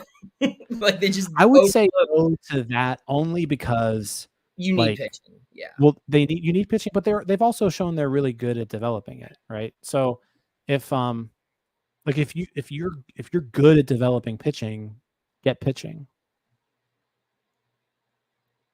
I'm looking through who's available. I'm also going back to Jacob Cozart. Well, here, and I think I brought him up to Jim Callif, and Jim was just say Cozart. Yeah, I just maybe not at 37, but like that's so. I know you're not, but NC State's got a history there at the catcher position. You probably get a backup catcher at the bare minimum out of it. That's true. Like, Cozart has a pretty high floor, I think. Henry Davis has just scarred me. Yeah, and again, if you have an high school arm that you're really intrigued by, I think I go that route. But also the possibility of getting a major league player is intriguing to me. I think you go best college bat here at 37, and then you get a pitcher. I mean, you take the best player available, but ideally, just talking ball with the fellas right now. Yeah. GMNH is taking the best college hitter at 37, and then the best pitcher available in the second round. GMNH could go multiple different ways. I thought Neil Huntington for a second. Nope, the real NH.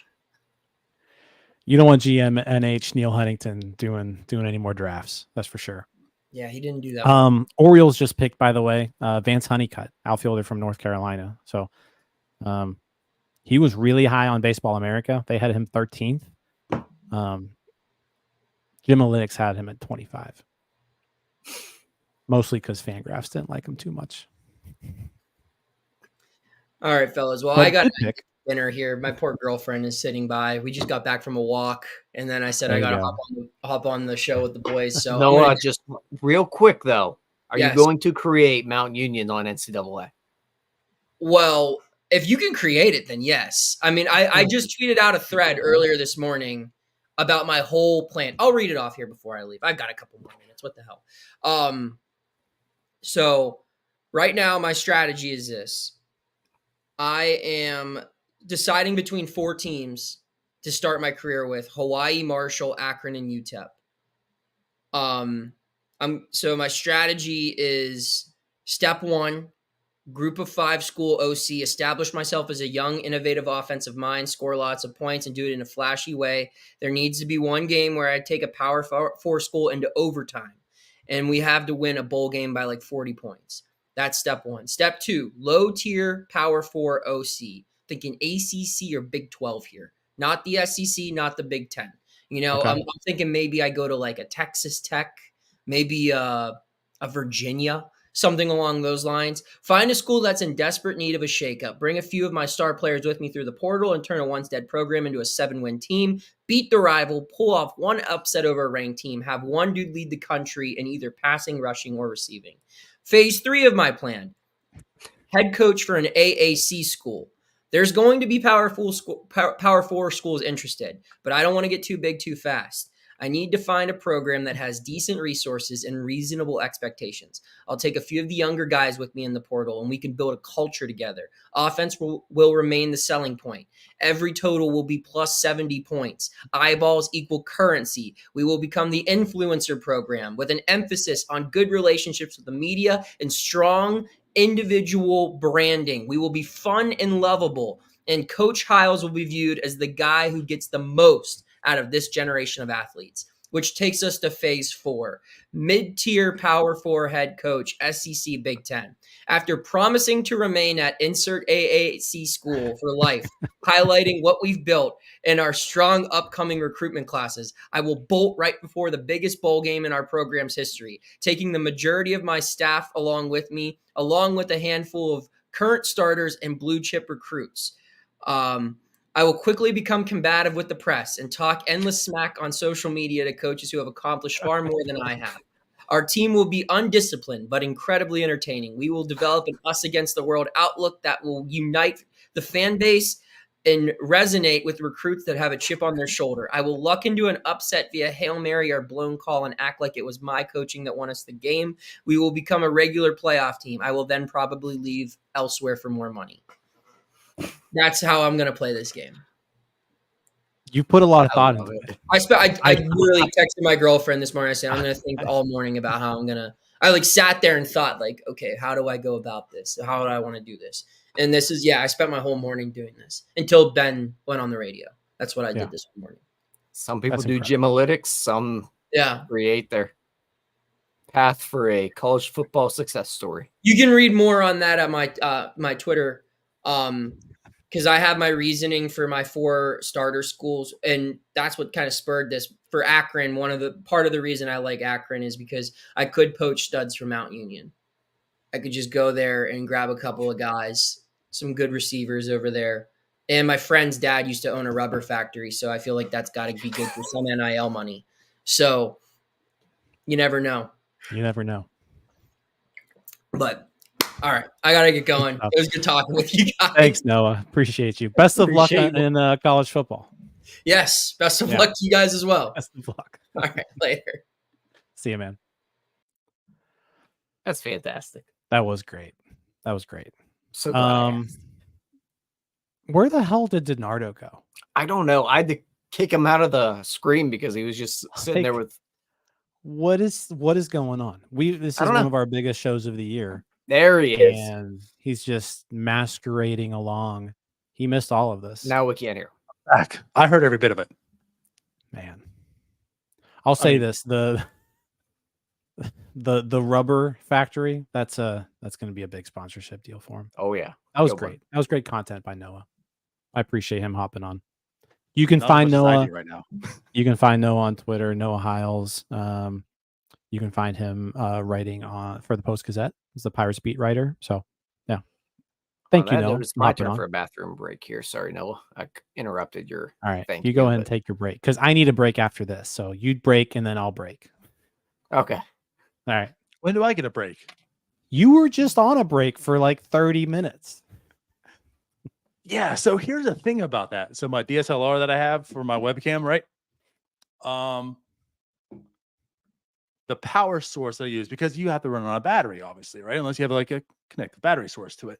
Well, I'm using the same one to keep my iPad going so I can watch the draft. And because I don't think it was giving it as much juice, so my battery died. And, I don't need batteries because I have it plugged in, right? So since we've been back from Pittsburgh on our trip when I bought batteries with me, I haven't charged them since. So all my batteries are dead. So I think there's enough juice in here to last me with that now source plugged in and no longer my iPad. So I think I'm good to go, but there could be a small chance I fall off the screen again. Ridiculous. The rest are charging. Unbelievable. But I'm back. The gym analytics did not tell me this information. So all right. Well, we've got a couple picks I think to talk about. I don't know if we mentioned, but Kellen Lindsey was just picked by the Dodgers at number 23. Pretty much right in line with where he was. I had him at 27. But high school bat, shortstop. Yeah, out of Florida. He had a commitment to Florida as well. So they have him listed here as a shortstop, but also says he plays some outfield, but he was drafted as a shortstop. So we talked with Noah a little bit about like who we want at 37. What are your thoughts? Since they went high school bat first, do you almost have a specific strategy here, or are you just going best guy? Like, or is there someone or something in particular that you're looking for? Yeah, like how Noah was saying, like, going best college bat and such. At this point in time, I don't have preference. My first overall pick, I feel like has more, not overall, but my first pick, I feel is more towards preference. After that, I mean, I just feel like you're taking best available. Yeah. Braves are taking Cam Caminiti, who was the number 1 high school arm in the draft. So they land him at number 24. That's a good value. I mean, Pipeline had him at 15. Baseball America had him at 21. So the Braves are going to be getting a pretty good high school arm, Cam Caminiti, at 24. Who's still 17. Is he still that young? Going to the Braves. Yeah. Yeah. I have a feeling they'll develop him. Maybe. They're pretty good at it. We still got a ways to go. I know. I thought that we're halfway through. Noah conversation would get us maybe to like 27, 28. My word. Hey, we're getting close. This thing started moving. We're not that far off, really. We're not. These picks are about to speed up. But it got to like when you get to 20, it just whew. Yeah. But 37, I don't know. I feel like I want to go either high school arm here or I want to go college bat. That's my thought. Yeah, college arm doesn't do much for me here because I don't know if there's that many out there that really, really intrigue me at that point. Yeah, I was just kind of do what they did last year with the college arms, like Patrick Riley, like those types of guys. Like they're going to be a lot of those players who have like really good stuff, right? Who just kind of fall to those middle rounds. Load up on college arms in that area, but get like your high upside, high impact guys now. That's how I would go about this. Yeah, go with either college bat, high school arm at 37. But on that note, I'm going to take a quick break since Donardo's gone, Tyler's gone. I'll be back here in just a couple minutes. So have fun, guys. Bye-bye. Hi, yeah, I mean, like, I just went to the bathroom real quick, but I didn't even get to go. Like I was gone. Like you were gone for an hour. I was in panic mode. Well, I got to explain myself to Jim. You left, but yeah, my camera died. Oh, I could tell. Trying to figure out why, and yeah, so yeah, I could tell. Yeah, I was behind the scenes. So like I said, I heard the conversation still. It was good stuff, and I want to also thank Noah for trying to get the opportunity to. Yeah, that was the best. But the Padres are on. Jim hasn't ruined that pick for us yet, has he? No, he has not. I don't believe. And then if we get anyone verbalized it here, but like it's been the comment a few times. I guess if they talk about MLB, that they were calling Griffin the basically Fernando Tatis Jr. not on steroids. Like that has to excite you again. Please don't tell me I'm by myself. I am not going to carry the show by myself. Tyler, where the hell are you at? Tyler's internet went out. Holy hell. I need a guest. Quick, hurry. Where's Sax Boy Billy at? Great.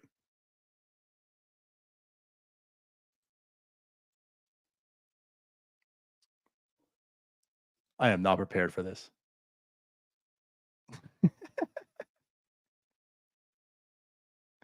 I'll answer this. Do you think Griffin will be a center fielder or a shortstop?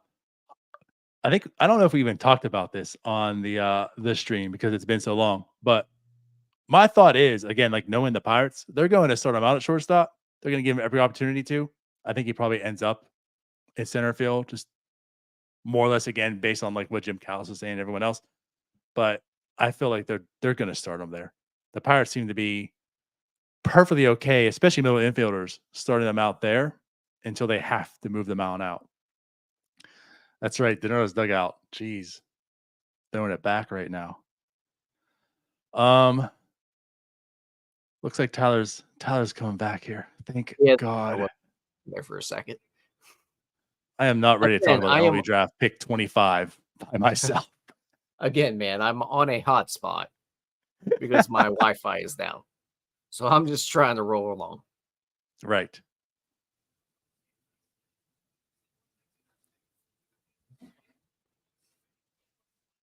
Also annoying because I can't install NCAA. Caminiti off the board.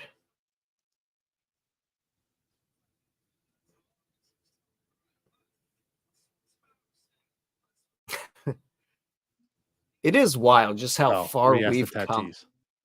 Like the amount of information that is available to these teams at this point, and even just fans in general. Like you can see actually how hard these guys throw out of high school on the internet. Like imagine being a scout in the early 2000s where you actually have to watch them. Right. Well, right now you can watch the video, you get all the numbers sent to you. Because I'm sure how many of them are at Driveline or somewhere, right? Hey, send me the documents. I mean, they all go to a camp at some point. Right. And that camp has TrackMan, that camp has Rapsodo. Yeah. Like you know how hard these guys throw right off the bat. But also goes back to a little bit, kind of blend the shows together when talking with about Stuff Plus and whatnot, and just analytics and like having actual true data about stuff. As he was going on, like Stuff Plus is more meant for like scouting. Yeah. And to have that type of information at your disposal right now, to not just say like, hey, this guy, I've seen a good curveball and this guy has a good curveball. To actually look at the information, right. Like, oh, this guy actually has a good curveball. It's actually identical to so-and-so, right? And now you can make truer comps, and this gives you more information. Again, nothing's perfect. You're gonna miss a lot of guys in the draft, but it closes that gap a little bit for you. It's still a crapshoot, man. Like even with all the information that we have, and even just what we have is so far from what even probably major league teams had 25 years ago, what we can see. And it's still such a crapshoot. I don't know that anyone's gotten better at it. Padres made their pick. Cash Mayfield. Yeah, it's a good name. It's a really good name. Yeah. I don't know where he falls on the Gymalytics though, but on MLB Pipeline, he is 30-something, I believe. 30th ranked prospect. Left-handed pitcher from Elk City, Oklahoma. 6'4", 200, 19 years old. But basically sitting 92, 95. It's 97. Yeah. That'll play. Yeah. So Padres go pitcher. Just some random kid in Oklahoma throwing 97. That's all. This is what's enjoyable about the MLB draft, just seeing some of this stuff. Like this kid out of Oklahoma touches 97. He's facing high school kids. A lot of talent in Oklahoma, I'm sure. Elk City.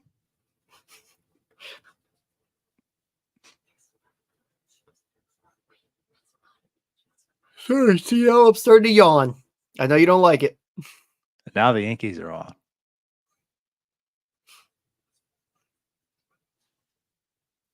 We get through the Yankees, Phillies, Astros, Diamondbacks, Rangers, and then we speed up a touch. Right. How that's chat because we were off on the first round. Did they stay second? They stay 6 minutes? They said no, the chat did. Okay. Welcome back, Jim. Howdy. What's up? How we doing? Better. What did I miss? Cash Mayfield. Cash Mayfield records. Where do you have him ranked? Cash Mayfield, 26th.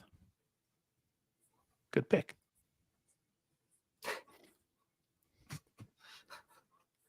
I hate this so much. The Yankees are selecting Ben Hess, right-handed pitcher. Ben Hess. Not to be confused with Ben Heller. Who I have Hess 44th. Oh, good. So, hey, that just means more people that to drop to the Pirates at 37.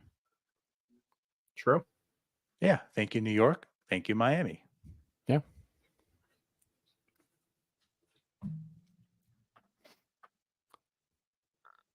All right. All right. So we got the Phillies coming up. Phillies, Astros, Diamondbacks, Rangers. And we're done with the first round, you guys. Let's get this thing moving a touch. It came to a stall. I'll say this. Shout out to everyone watching. I think there's around, we've got like 80 people watching now. I know at one point earlier, we were well over 100. TikTok, I don't even know how many people have watched us on TikTok this time, but it's a lot. So yeah, appreciate everybody hanging out, watching the draft with us. It's a good time. We are at what? 1, 2, 3, 4, 27? 11 more picks for the Pirates. Yes. Yeah. Good stuff. Kornberg's on the clock. He's probably not in the chat anymore. I don't know if he survived. Why is Jim underwater? Yeah. What's up with your mic? Check. No. Is it messed up? Oh, no, that was normal. Okay. Internet must Looks good now. Funky. Yep. Maybe. We're holding on by a thread, fellas. All right. We're good. We're good now? 2 hours, 28 minutes in, but Sure. you're good now. You're sure? better. Yeah, no, better? You're better now. Okay. All right. Oh. Yeah, let's see. All right. So according to the board, William Schmidt is currently the top available player. And that would be a high school arm out of Louisiana, committed to LSU. Who today said he is committed to LSU. Basically said, do not draft me. Hey, we like to take those guys. Situation. Yeah, we've done that a few times. Yeah. The Braylon Bishop special. Yeah. It is that was only $100,000, wasn't it? Braylon Bishop was very much, do not draft me. I'm going to Arkansas. And the Pirates got it. Again, wasn't his bonus like 100,000? No. I think it was more than that, but 800 it maybe? wasn't that high. I don't think he broke $1 million. Oh, but Bishop tweeted out like 68.7. But like Bishop tweeted out after he was drafted, like LOL. Like I remember that. He was a 14th round pick. He signed for $268,000. Josh Bell, another one. Josh Bell sent a letter to every team saying don't draft me. He got $5 million. Bubba Chandler was the same way, like Jake brings up. But I'm pretty sure Bubba told people not to draft him. Did he say not to though? I don't remember that. I don't know if he said not to. But I know Bubba dropped. Like Bubba dropped. He did. Because Bubba was like a top 15 guy. The thing is, though, Bubba told all the other teams because he wanted to be a Pittsburgh Pirate. Bubba wanted to be a Pirate. Yeah. Yeah. Lonnie White honestly, was a hard sign too. Yeah. Look what Bubba's doing right now. Look what Bubba's doing. All right. Do we have a pick yet for the Phillies? Phillies are on the clock.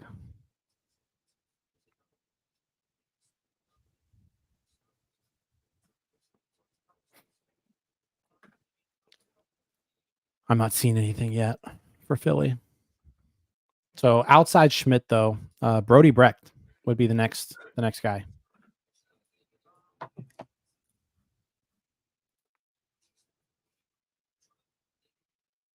Which I know some people were hoping he was going to fall to the Pirates, but college arm out of Iowa.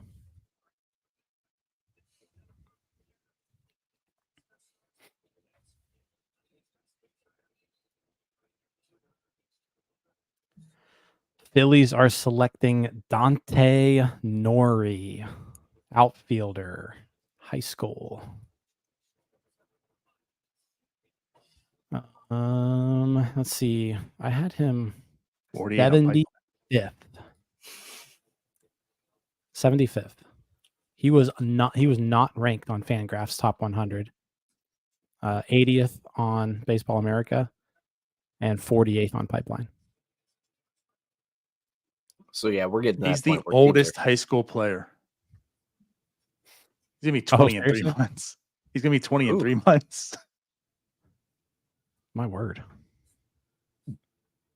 That's you got held back or something? Like what happened there?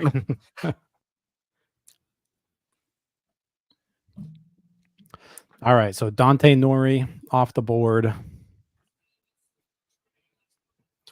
I'm still kind of eyeing, and again, it's a Kentucky guy, but I'm eyeing Ryan Waldschmidt right now. He keeps dropping, and I feel like that's someone who I would like, especially at 37.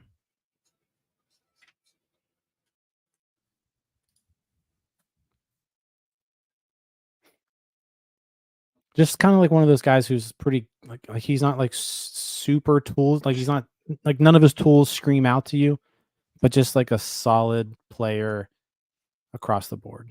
So we'll see how long if he can keep dropping. What about Bryce Message? Also, any relation to Justin? You see a name like that. Say Bryce Message? Yeah.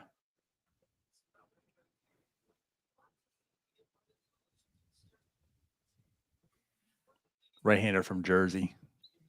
He is 51 on Pipeline. Oh, Brett says it's his nephew. So there, how about that? There's your number 37 pick. Yeah. I've got him 54th. Like, all right. He'll be the next pick after 37. Yeah. That's interesting. See, you see a name like that, like he has to be related. Especially a pitcher. I'm sorry, but every time that we bring someone up and Jim just says, I have him here. But the cool thing about like those, I kind of like those high school arms from like the Northeast. Yeah. Because like they don't have a ton of wear and tear on them. Like if you're a pitcher out of California or Texas or Florida, you've thrown a lot. If you're a pitcher out of New Jersey, you probably haven't thrown too much. You probably had 9 games this high school season because the rest all got rained out and you pitched 4 times. I went 4-0 with a 0.17 ERA or something like that. No, I actually agree with Jim on that one because that's something I've had a thought on for a long time, that if I'm going to take a high school arm, I'd rather take one from the North that's not going to throw year round because they literally can't. Now, at this point, things have changed. Guys are throwing year round. And there's more to it. Like you get to some of these kind of summer league type of organizations, and a lot of these guys do get abused, but it's a lot better than I think it would be in Florida or California or places like that. Yeah, they're definitely throwing year round, but they're probably not throwing in games. They're not throwing 120 pitches. Yeah. You know, they're not getting the wear and tear that an arm would if you're pitching them in like a 40 game high school season, you know. What would you think about taking like a high school bat from New Jersey though? Worked out with Mike Trout. Damn. But I mean, that's why Mike Trout fell so much. Like Mike Trout was Right. a stud. He was a stud. Yeah. But it was like, how good is this guy? He's been facing New Jersey high schoolers his entire life. Right. Like, is he actually good? Astros selecting Walker Janik with a 28th pick.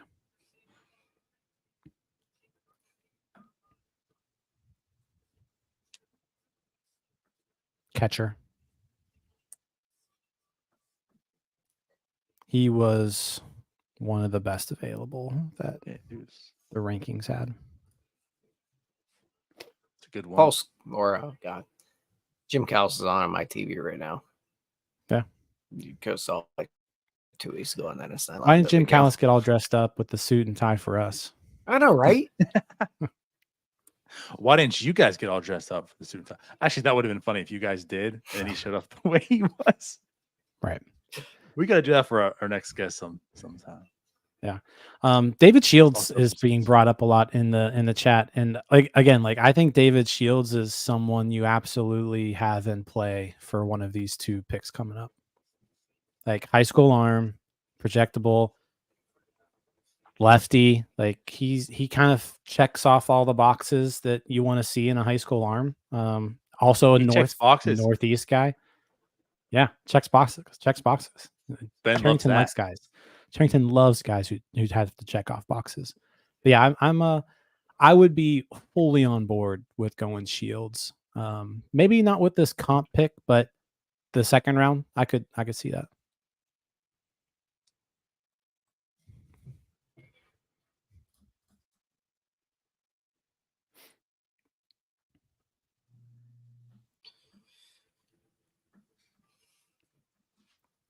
I still like college bat. Yeah, I like college bat with this next pick.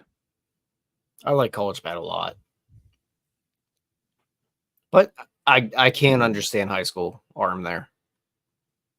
Yeah. If you want to go a higher upside college or high school arm, I mean, last year it was Paul Skeens, and then after that, a lot of lower upside types of guys. It would be nice to have a draft of some higher upside guys, whether it works out or not. Yep. Because you do have to retool this organization somehow. Yeah. And you've got college bats who are still like you still got Tommy White out there. Like I said, Ryan Waldschmidt, I've mentioned a few times. The catchers like Malcolm Moore, Caleb Lamavita is still out. So like there's some catchers out there. There's some shortstop. Some Dakota Jordan out of Mississippi State kind of falls into that spot. Yeah, so there's some names. There's some names.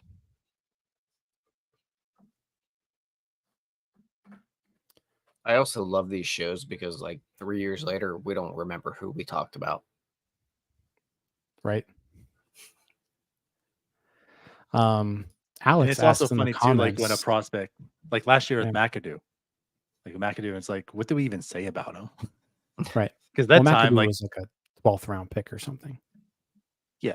I don't think we didn't do the show about him at all. That's right. But yeah. Last year it was Skeens, Jeb, and Xander Meath. Mm-hmm. Were like the ones that we covered. But used at the time. Yeah. No, I think we had it right. Did we at first? Yeah. Alex says, what have we heard about Braylon Brazobon, who was our top international pick, top international signing over the offseason? Haven't really heard a lot from him. He's played 22 games in the Dominican Summer League, striking out a ton, which is typically what 17-year-olds do in that league. So hard to really get a gauge on him until he actually advances a couple levels. But yeah, I'm with you, Tyler. College bat is who I'm aiming for. Dude, if Tommy White's there, I'm gonna have a hard time passing on that. Right. And I know it's mainly because he's Tommy Tanks and he was a big had a deal crush for a on him. long time, but it's Tommy Tanks, man. It would just be cool too to have him like reunite with Skeens. Right. Yeah. We can get the band back together. Have the LSU guy. Skeens is going to elevate him. We've got a large, Baton Rouge contingency who watches and listens to us already. So just kind of add to that. We do. So I think Tommy White can move to first. Absolutely. Yeah. And if he were on the Pirates, he would move to first. Yeah. And think of that. Play third. Yeah. Conner Griffin was supposed to go to LSU also. Yeah. So like just build all the band and would-be band together. We might be best friends with Jay Johnson by the end of this thing. Slade Caldwell. Slade Caldwell's going to Arizona. He was one of the better high school bats still available. Yeah. So he is going to be off the board here soon. Texas. Who did Texas pick? I haven't seen a Texas pick yet. It's probably because they haven't picked yet. Right, but if Arizona's picking, if Arizona's picking Caldwell, then you would think that Texas has a pick at this point. Really, you go. If you have Griffin, Mississippi, Paul Skeens went to LSU, you go Tommy White, LSU. We really will have the most Hilljack team ever. Malcolm Moore is going to Texas. So those are two pretty good bats that are going to be off the board. Malcolm Moore, catcher out of Stanford. So I think you mentioned Malcolm Moore, Tyler, didn't you? In this comp pick? I don't know. I've said a lot of names. Oh, you were talking about Cozart. Yeah, talking about Cozart a lot. Which Cozart is pretty much like the. Yeah, that's probably more of a. There's a kind of a few catchers. Moore's ranked a little bit higher. Yeah, Cozart at this point feels like he's going to hang around for some time. You never know, though. I feel like there's a lot of times where in a draft, like someone takes a catcher, and then like the next like 4 or 5 teams will just like take catchers. Yeah, and again, with Cozart, you're probably just getting a backup catcher. I don't know if you're getting much more than that, but yeah, never know. But I think you are getting a backup catcher. Mm-hmm. All right, so again, Arizona going to take Slade Caldwell. And that I don't know that White would be under slot. No. I don't. I bet he is. You think at this point? Yeah. Well, maybe not under slot, but yeah, probably right at slot. You go 37? Yeah. I said, I don't know if he's under slot, but he's not. I don't think he's an over slot guy. No, I think he might be a touch over. All right, so that Texas pick is going to be the last pick of the first round. So we are officially done with the first round. I'm not that Slade Caldwell fella. Here comes the PPI. Full disclosure. Picks. First time I saw his swing. Kind of like that guy. Caldwell. Yeah. Those are some quick hands. Yeah, I mean, as far as high school bats go, he's one of the better ones. Those are good hands right there. Just size-wise, that probably not as projectable as you would hope.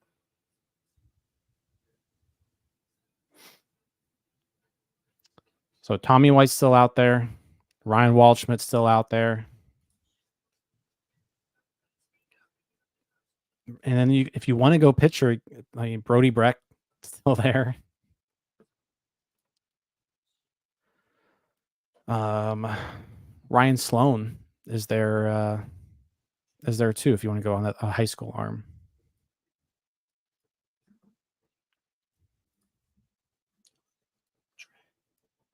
And Tommy White. Yeah, we haven't said that. Well, we've been talking about him for a while.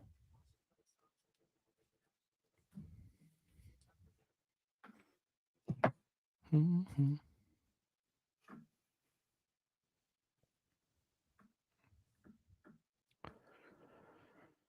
All right, so the PPI picks, Arizona got one for Corbin Carroll. Hmm. Baltimore got one for Gunner. Yep. That's what happens when you start your guys on opening day. It would be cool if Jared Jones somehow got him one, but I don't know if that's going to happen. He'd have to go on a tear. We're going to get the bad side of that, man. Hmm?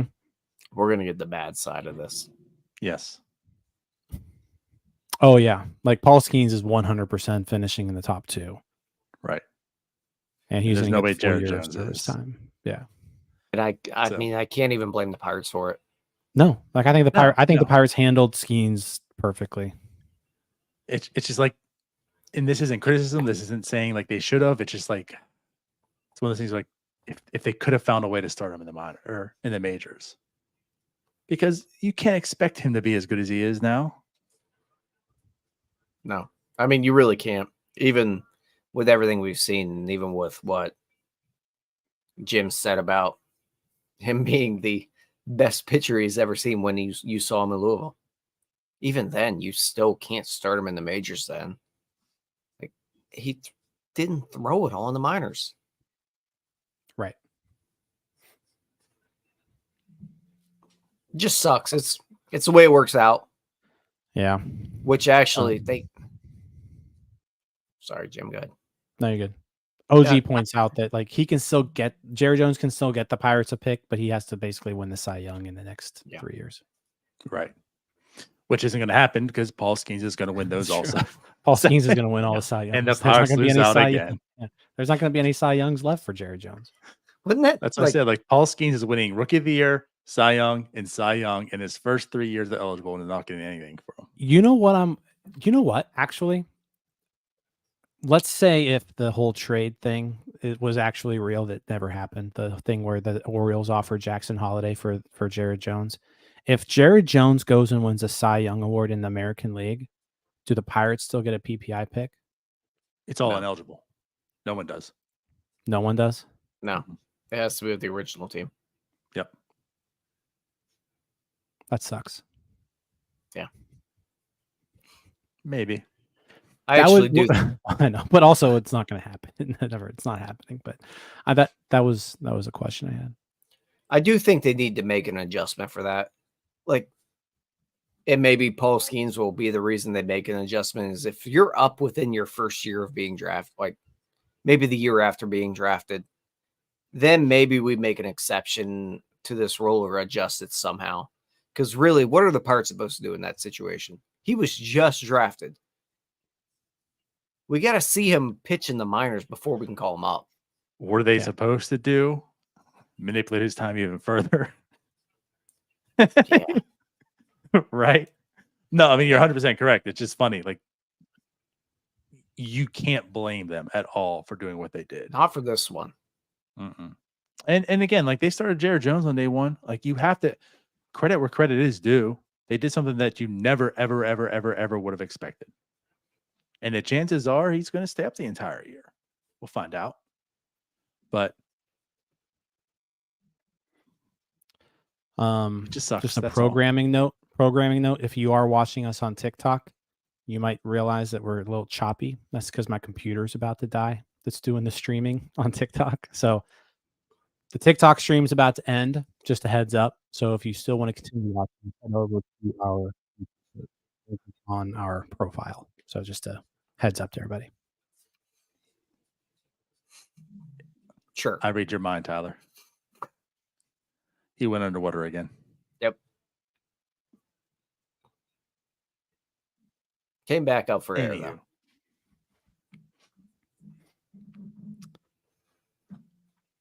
Yeah, Brett says plug your computer in. It's actually plugged in, but like the software that runs the TikTok thing, it just drains your battery. Just drains it. So TikTok stream is now over. 5,200 people watched us on TikTok tonight. That's kind of nuts. Yeah, how about that? For the record, everybody's yelling at you to plug your computer in.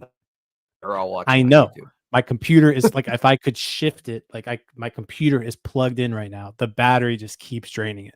Like Brody said here, the Gymalytics just keeps draining the battery. It's just using up too much. It's using up too much power. Yep, we can relate. I solved mine, but Jim can't solve his. Yeah, so it is what it is. But that's TikTok fine. We're still here over. for you guys. Yeah, we lasted almost 3 hours on TikTok. There you go. We're still here though.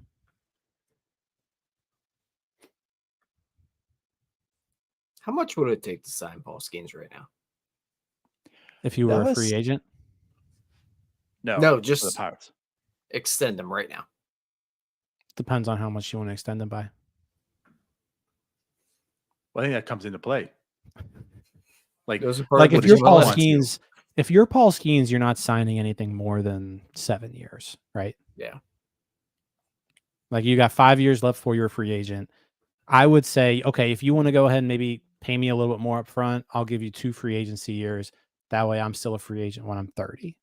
That way he can still sign a mega deal at age 30. Hopefully. So then you got to think, okay, the next 5 years, he's probably going to make around 60 million-ish in arbitration. Let's just say 15, 20, 25. Mm-hmm. So 65 million. Let's say 65 million on the being a little conservative there. So 5 years, 65 million. How much do you got to pay to get the 2 other years? 30. Like floor.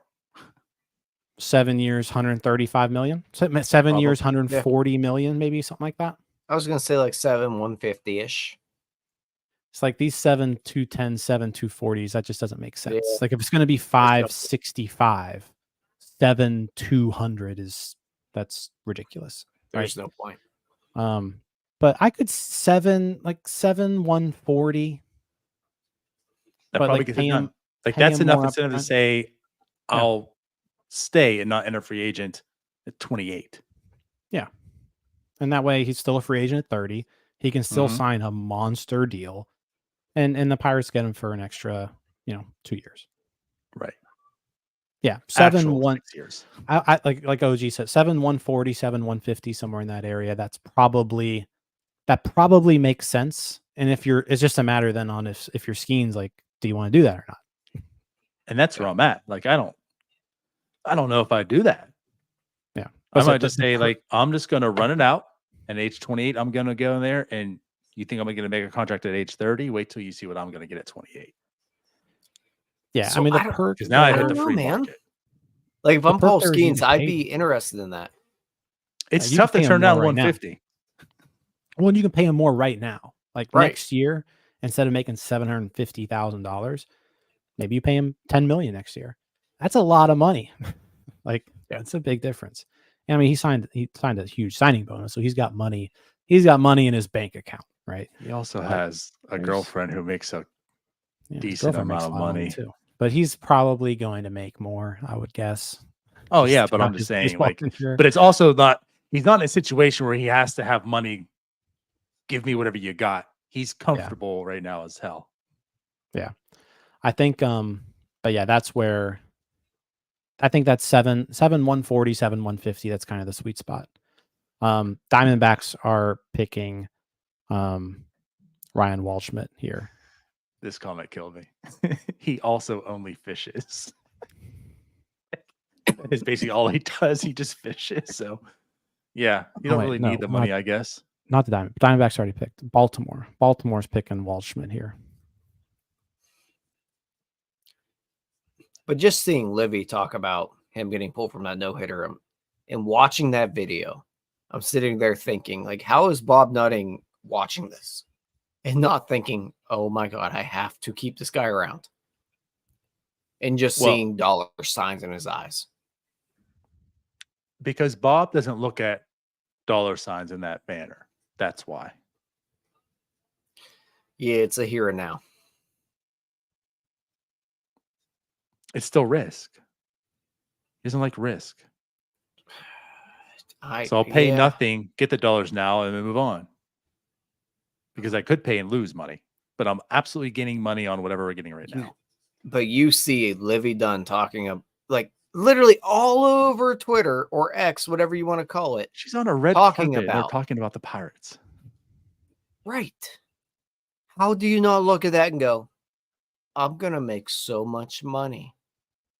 Number one, I got to figure out how to keep them. Bob Nutting still actually doesn't even know who Livy Dunn is. True. Bob Nutting definitely knows who she is. Number two, he wasn't watching whatever that was, so it never crossed his mind. And number three, for the reasons I just told you. I'm sorry. Waldschmidt is going to the Diamondbacks, not the Orioles, by the way. Where's he going? Arizona. Phoenix. Where is he ranked? Rankings had him 24th. Where'd you have him? 24th. Okay. Yeah. Where do you go to school? We're getting close. The Pirates logo is about to be on the bottom here in a few minutes.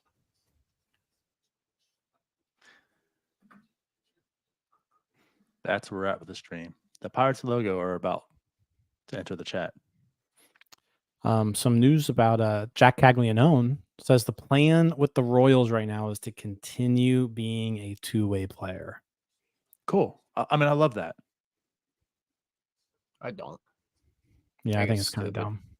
I do. He's a hitter. Focus on hitting. That's what you're good at. I guess like if you're gonna pitch, he's probably like a bullpen arm too. Like he's probably not a starter. I thought the same thing with Bubba Chandler. Pick what you're the best at and just stick with it. And I know that DiNardo, for the most part, I don't know about Jim, but DiNardo said just let him do it for however long till it's obvious. But I think Jim was on that board too. He might have been. I don't know, but I don't want to throw Jim into that thing. But you're okay throwing me in it? Yeah. Conner Griffin's MLB The Show card is going to be 97 overall. So for anybody who plays MLB The Show, 97 overall, Conner Griffin. If you want to, here's the card art. We can do this. Share screen.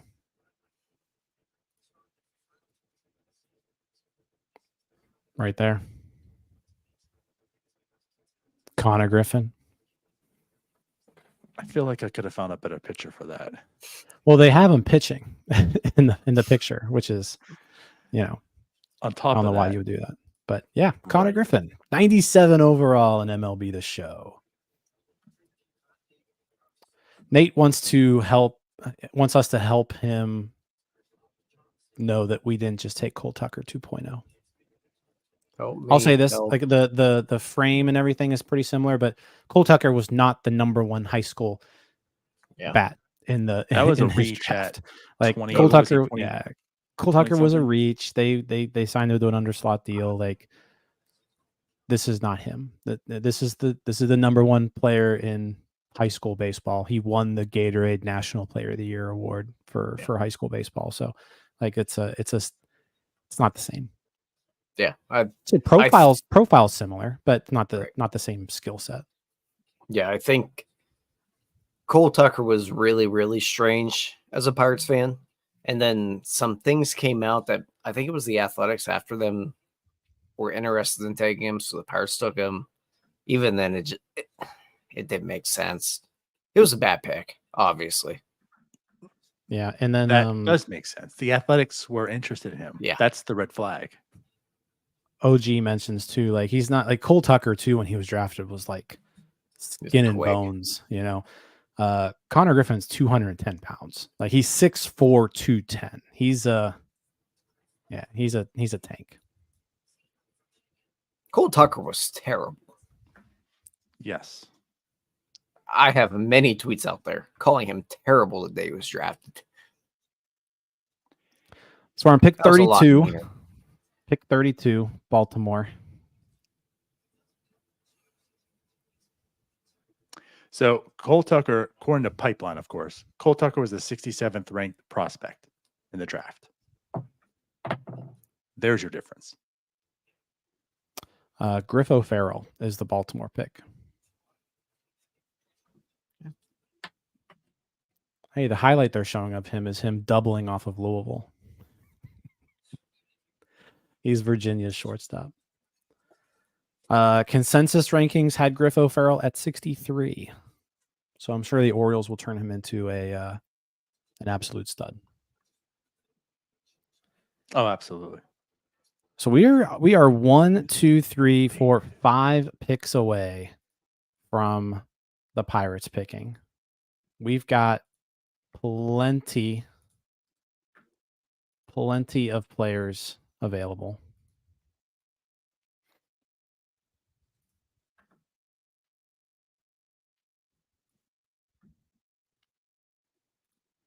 Minnesota gets a comp pick here. I'm guessing is this for Sonny Gray? This 33rd pick. I'm going to guess this is for Sonny Gray. You know, it's funny though. Sonny Gray being a Twin totally just blacked out from my mind.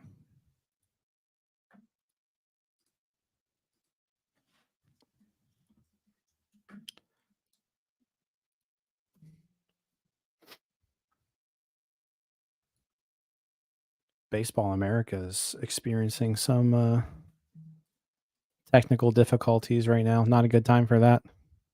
No. Yeah, like like I can't get anything to load on Baseball America. That's not what I want.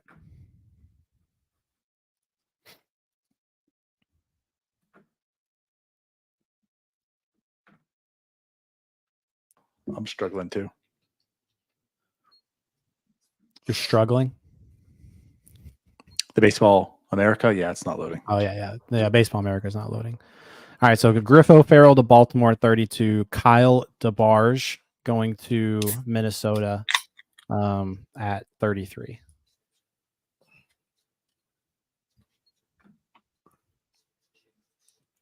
University of Louisiana Lafayette.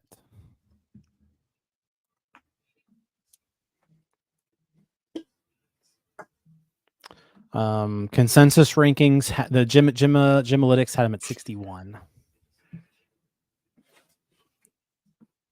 That's good. So he is now off the board. And the Pirates logo is about to be at the bottom of our screen. We are coming up on pick number 30, pick number 37. So that was pick 33. We're going to see pick 34. Now we're on to that Brewers pick, Tyler. Give me Tommy Tanks here, man. We're so close. Give me that college bat. Well, I mean, if you were kind of thinking like Nick Kurtz was going to be the pick, Tommy White's kind of like your poor man's Nick Kurtz, really. I like Tommy White, but that's same profile. Like he's going to be a corner. He's probably going to be a first baseman, and he's really just he's there to hit nukes. Like that's it. That's fine. At least he does something. He would be fun. Like he would be a fun guy to have.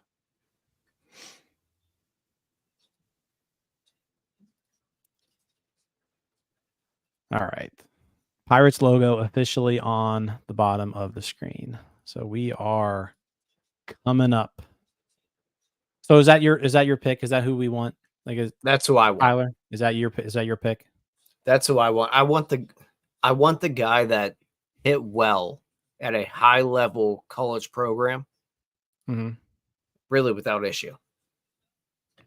Tommy White is the top bat left on the board. I am shocked that he is still available, actually. Brewers going with Blake Burke from Tennessee. Yep. That was another guy who kind of in that same mold. First baseman, Tennessee, 52nd according to the consensus rankings here.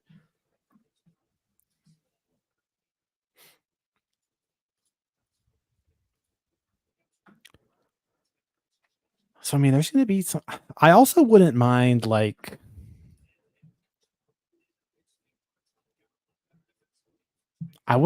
Dakota Jordan here too. Like, if you're looking for another, bat.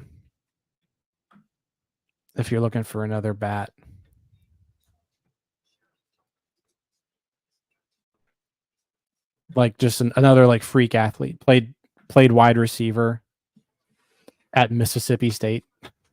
Played baseball and football there. Strikes out a lot, but the speed and the power is there. So if you can kind of go that route too, if you want to go more outfielder as opposed to corner infielder.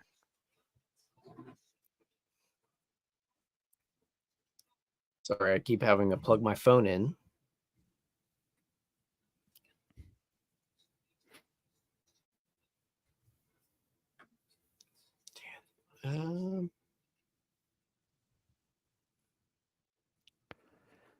But I wonder if they go with they can always go with Bryce Message too, with that like nephew of your bullpen coach. Yeah, they could. Maybe more at the next pick. Yeah.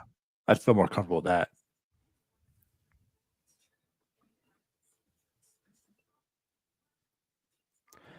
All right, so we got 3 picks to go. Yep, Diamondbacks up again. Got Diamondbacks. That's like 3 of the last 6 picks have been Diamondbacks, huh? Again, that's what happens when you do good things.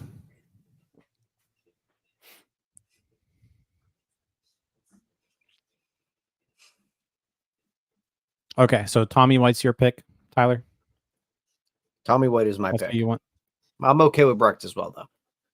DiNardo? I'll just say this. You know what? At this point in time, give me Tommy Tanks too. The upside offense, like we're at right now in the draft, like you got your guy. He's the high school kid. Willie Rex up now. Give me Tommy Tanks also. I'm good with that. Potential fix to first base, maybe. Once Rowdy's 3-year extension's over.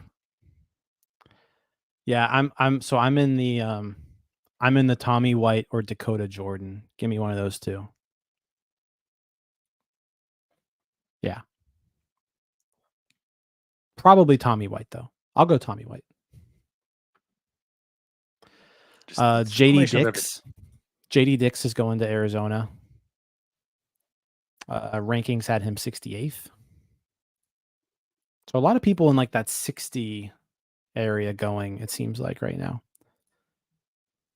So yeah, I'm with Brody right here. I'm going Tommy White if he's available here, and then I'm going high school arm with my 2nd round pick. I'd be cool with that. Yep.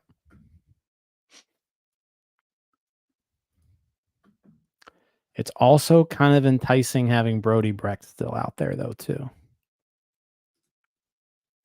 Or Ryan Sloan if you want to go the high school route.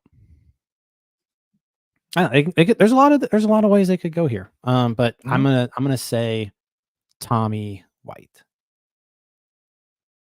Put it in.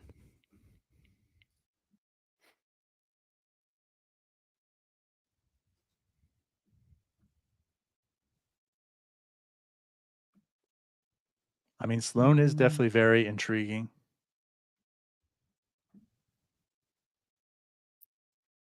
Yeah, there's some interesting people available here at 37. But like with that said, they're probably going over slot. Yeah. I said Brody Brecht is the top available guy right now. 2. But if you don't count William Schmidt. So Brecht, Sloan, Tommy White in that order. So Tommy Tank's available. Yep. Braylon Dowdy is going to Cleveland. So yeah, I mean, I think if Nick Kurtz was truly like on their board as one of the guys they were targeting, I don't know how you don't go with Tommy White here. Like, I feel like that's a pretty solid backup to Nick Kurtz. Right. Like, you got the high school kid that has all the tools, and now you get basically the guy that you wanted. Yeah, like a slightly less talented Nick. Like I said, that's. But the I feel like trade-off this makes sense. Yeah, like you didn't. If you liked Kurtz, and you got the high upside, the high school guy, Tommy White is now there for you, who's in that same mold. So yeah, let's see what they do. That's the route I would go. He's the best available bat out there too. Like, he is the best bat on the board right now. I like this move. They do it. It makes a lot of sense.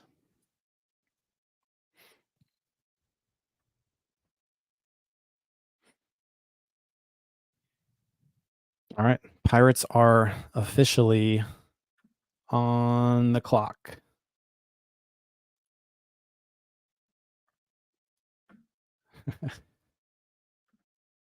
I know Mark definitely wants Tommy Tanks. Yeah, that's the pick. That's my pick right now. Like, go with the best bat. No.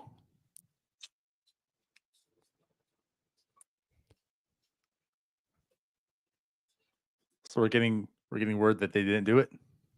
I haven't seen anything yet. Clearly the pick is made. Levi Sterling. Interesting. High school pitcher, but not any that we talked.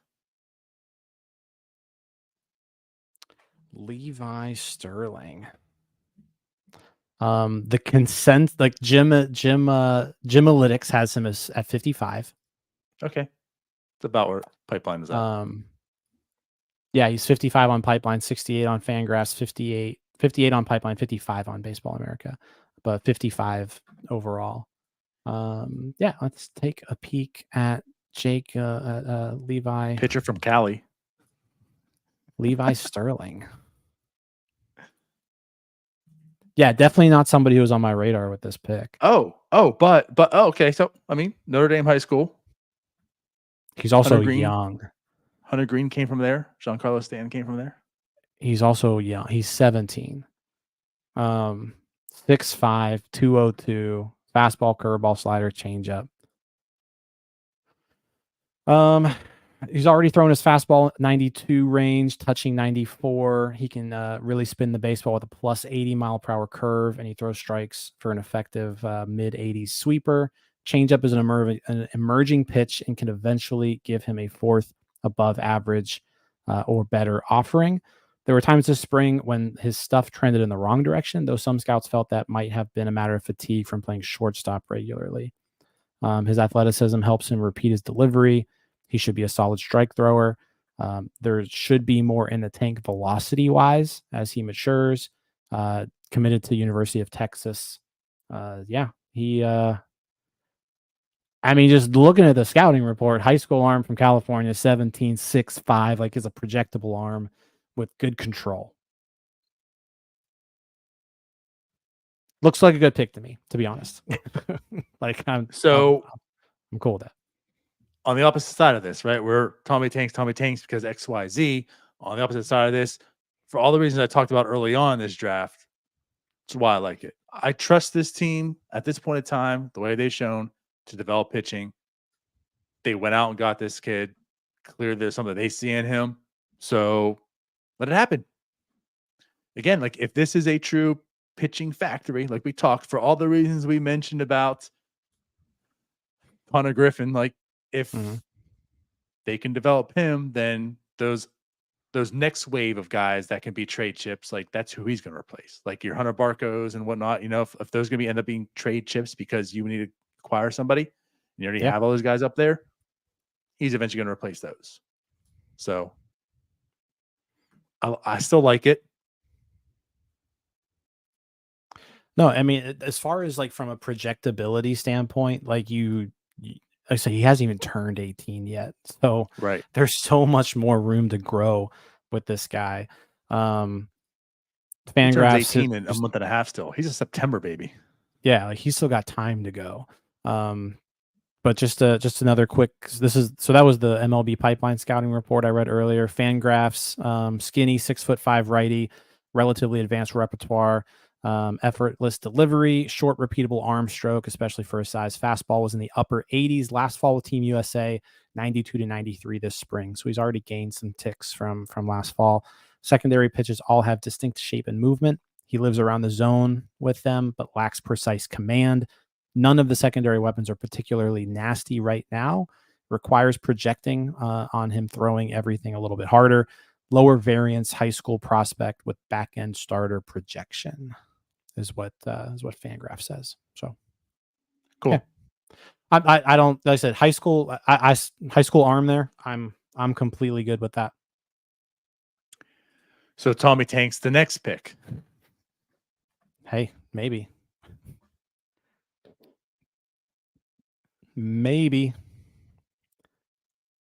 Nationals are taking Caleb Lamavita. Yep. Who was the second best bat that was available still behind Tommy White. So Tommy White is dropping. I mean, it could just be he's limited. Like it's depending on how well he hits is how good he's going to be. But his consensus ranking was 30th. Yep. So he's fallen a little bit. Pirates pick 8th tomorrow. Well, we still have round 2 tonight. Oh shoot, you're right. Yeah, we're still going. Oh yeah, we're still going. Oh yeah, we're married. We're married to this. But we don't have much longer to go. Pick 47, and then Pirates pick 8th next round tonight. Yeah. We're already in the second round.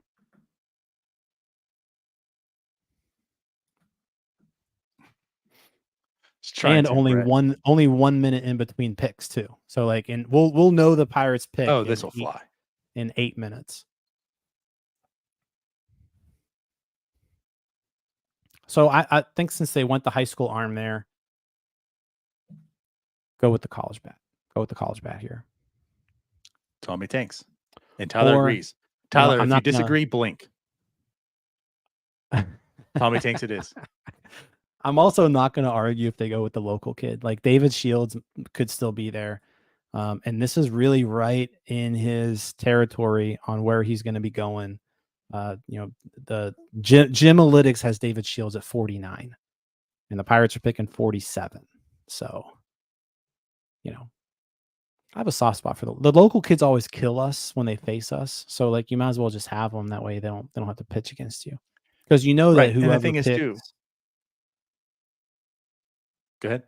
So whoever picks David Shields, he's gonna shove against the Pirates. What I was going to add is not only do they kill the Pirates, but they also kill them even more in PNC Park. So just have them in PNC Park. Yeah, just go ahead and get them. Right. It's that easy. Yeah.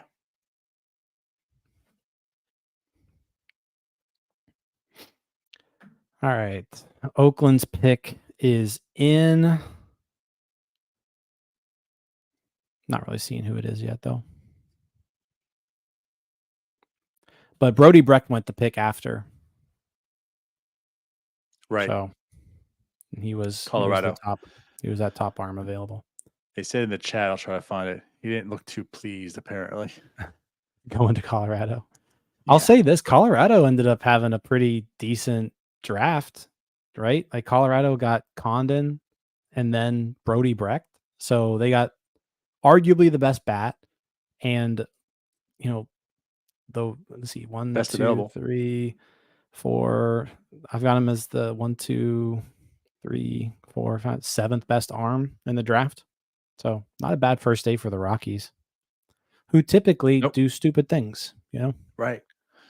And they said, hey, you guys made the error. We're going to make the correct one here.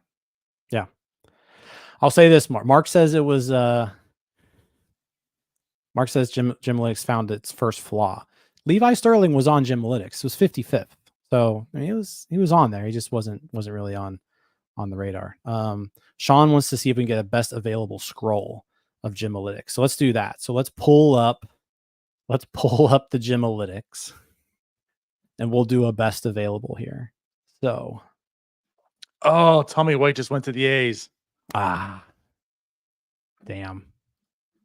All right. Well, that's gone. All right. So Tommy White to the A's.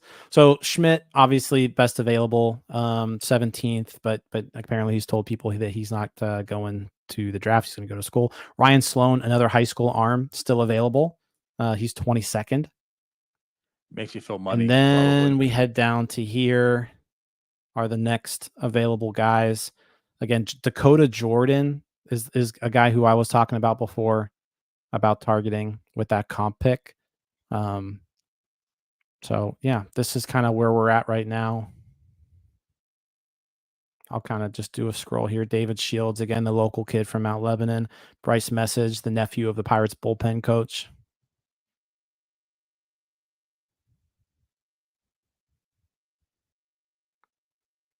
There we go.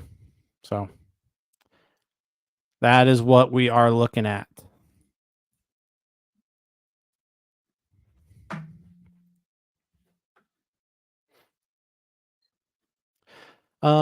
Sharad says, dumb question. Why is the draft order different in round 2? So the lottery is just for the first round. After the first round, round 2, it just goes back to the order in which you finished.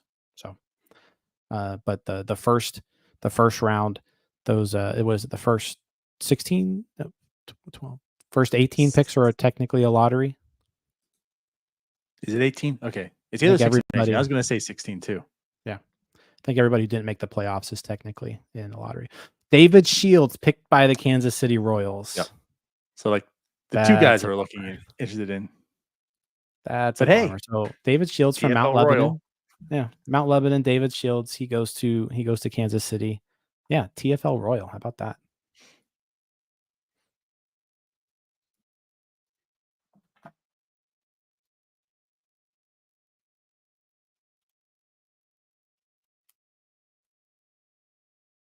Can you hear me? Yeah. All right, cool. My headphones just died. Oh. That's why I got the other one in. Yeah. My row one died. So, yeah, David Shields. David Shields going to Kansas City. Now Jared Thomas to Colorado. Jared Thomas, he was 50th.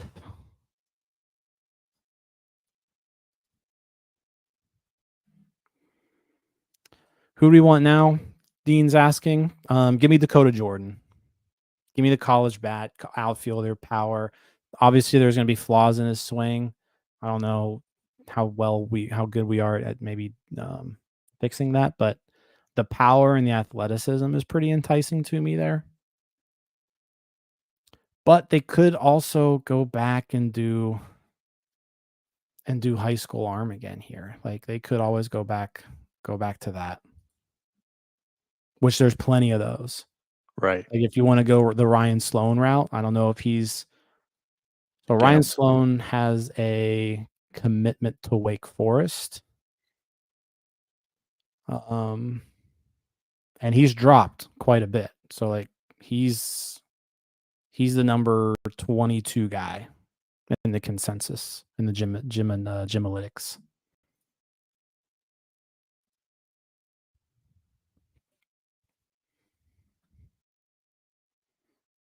All right, so Jared Thomas, pick 42.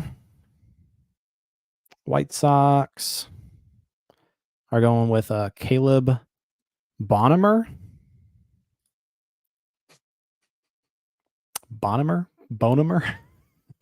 He was 57th on the list.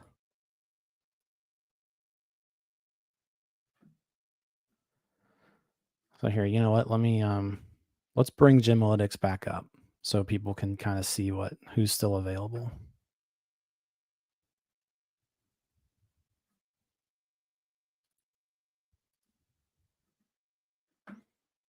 So assuming Schmidt's out, Sloan, I would imagine has a pretty high ask to have fallen as far as he has. So that brings us down to these guys as kind of the next crop of available guys. Luke Dickerson to the Nationals. Luke Dickerson to the Nationals. Yep. There we go. He was 63rd.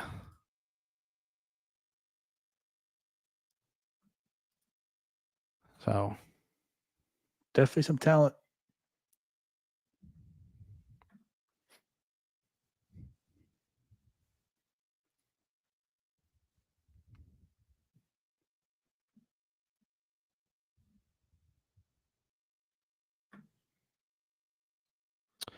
Dave says that Eric Longenhagen says that Sloan's number is 4 million. Mm-hmm. So if his number is 4 million, that could be a reason why he's falling. I don't know if the Pirates have that in their budget either to take somebody like that. Ethan's asking how we're feeling about the selection so far. I mean, Conner Griffin was my choice for that first pick, so I'm happy with the way that turned out. And yeah, I mean, Levi Sterling seems like a pretty projectable high school arm. They seem to like a lot of in him. I will defer to the Pirates when it comes to identifying pitching talent. They seem to be pretty good at figuring out who it is they want and developing those folks. So Levi Sterling, I mean, according to what I have here, is the 55th guy on the board. Everybody seems to like him. I love the frame, super projectable frame. All right, By the way, Chris Cortez is 69th player. Nice. All right.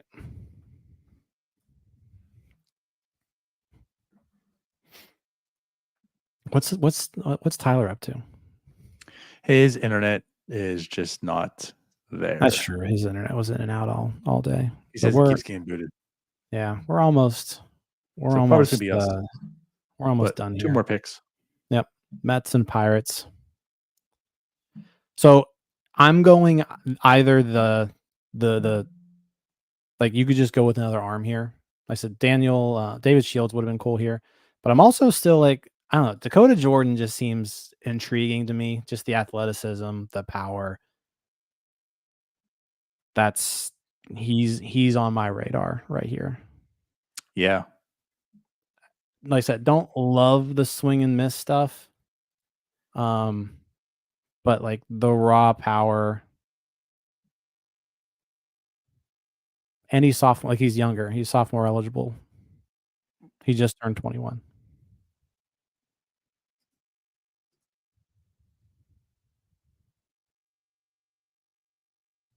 But definitely chasing a lot.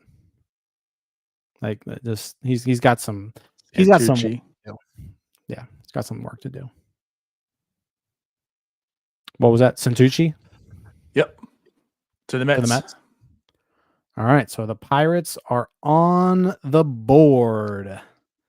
So here it is. So again, here's who's available, right? With their consensus ranking. Schmidt's obviously the top, Sloan's up there too, but both of those have really high asks. So this is kind of our next tier, 34 through 50. Bunch of people still available. Infielders, pitching, not a ton of outfielders out there until you get down to, further down in the top 100. But yeah, let's see what they do here. Like I said, there's a lot of different routes they could go. I'm kind of changing my mind. I wouldn't go Jordan here. I would go with the pitcher. They just seem so good at developing pitchers. And there's a lot available there that I feel like they could work with. You got your hitter in round 1. Oh, let's see what they do.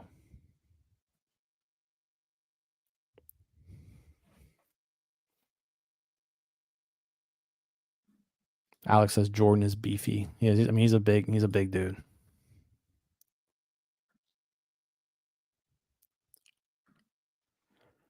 All right. Well, Pirates pick should be coming in here any second. Wyatt Sanford. Wyatt Sanford. Interesting. Another high school shortstop. Yeah. But as far as like guys available, Wyatt Sanford right here, 34th. There we go. So Pirates going with Wyatt Sanford at 34, at 47. But highly ranked. Like Fangraphs had him at 31, Baseball America 42, Pipeline at 35. Let's see if we want to do some quick scouting report on him. His father was an ex-Pirate. Seriously? Yeah. Who was his father? He played Chance. He only played 19 games, but with Pirates and Dodgers. Yeah. So just real quick, Pipeline's got him at a 50 hit total, 45 power, 60 run, 55 with the arm, 60 in the field. So pretty balanced overall. He's 6'1", 175. He bats left-handed. Says here 2 Texas high school shortstops have shot up draft boards. Theo Gillen ranking ahead of Sanford because of the offensive upside, but the latter providing more speed and defense. So Sanford more speed and defense. Sanford comes with big league bloodlines. His father Chance played infielder for the Pirates and Dodgers in the late 90s. Performed well in the Wood Bat Association in October. Because he's one of the best defensive shortstops in the class coming out of the high school class. Increases bat speed from the left side. Texas A&M recruit. Some mixed reviews on his bat. So it sounds like it's going to be one of those guys where like you're going to have to develop the bat. Like the glove is there. Brody says Mitch Jebb-esque, not Mitch Jebb-esque because Mitch Jebb's not a shortstop. Sounds like this guy is a shortstop. Like he can play the shortstop position. He can do it well. He can run, but the bat is certainly going to be a work in progress. This is your Cole Tucker comp. Yeah, like probably. Yeah, that's fair. They just didn't pick him. Instead of picking him in the first round, they got him in the second. So right. He's actually like they got good value here. If you're looking at just from like a prospect ranking standpoint, I said he falls in the mid 30s, early 30s, early 40s. That's kind of where he's fallen. So yeah, that's which also to be fair is still much higher than what Cole Tucker was at that time too. But yeah.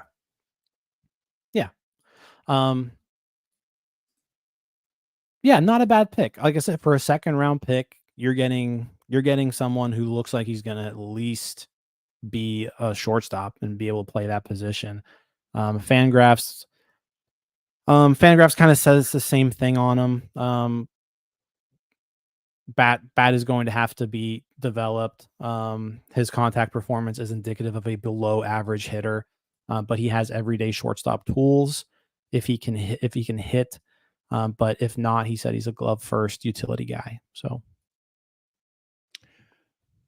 yeah, I mean it's a shortstop, right? I guess that's if you're looking at one thing like the system lacks like people who can actually play the position of shortstop. Just gonna go there across the board.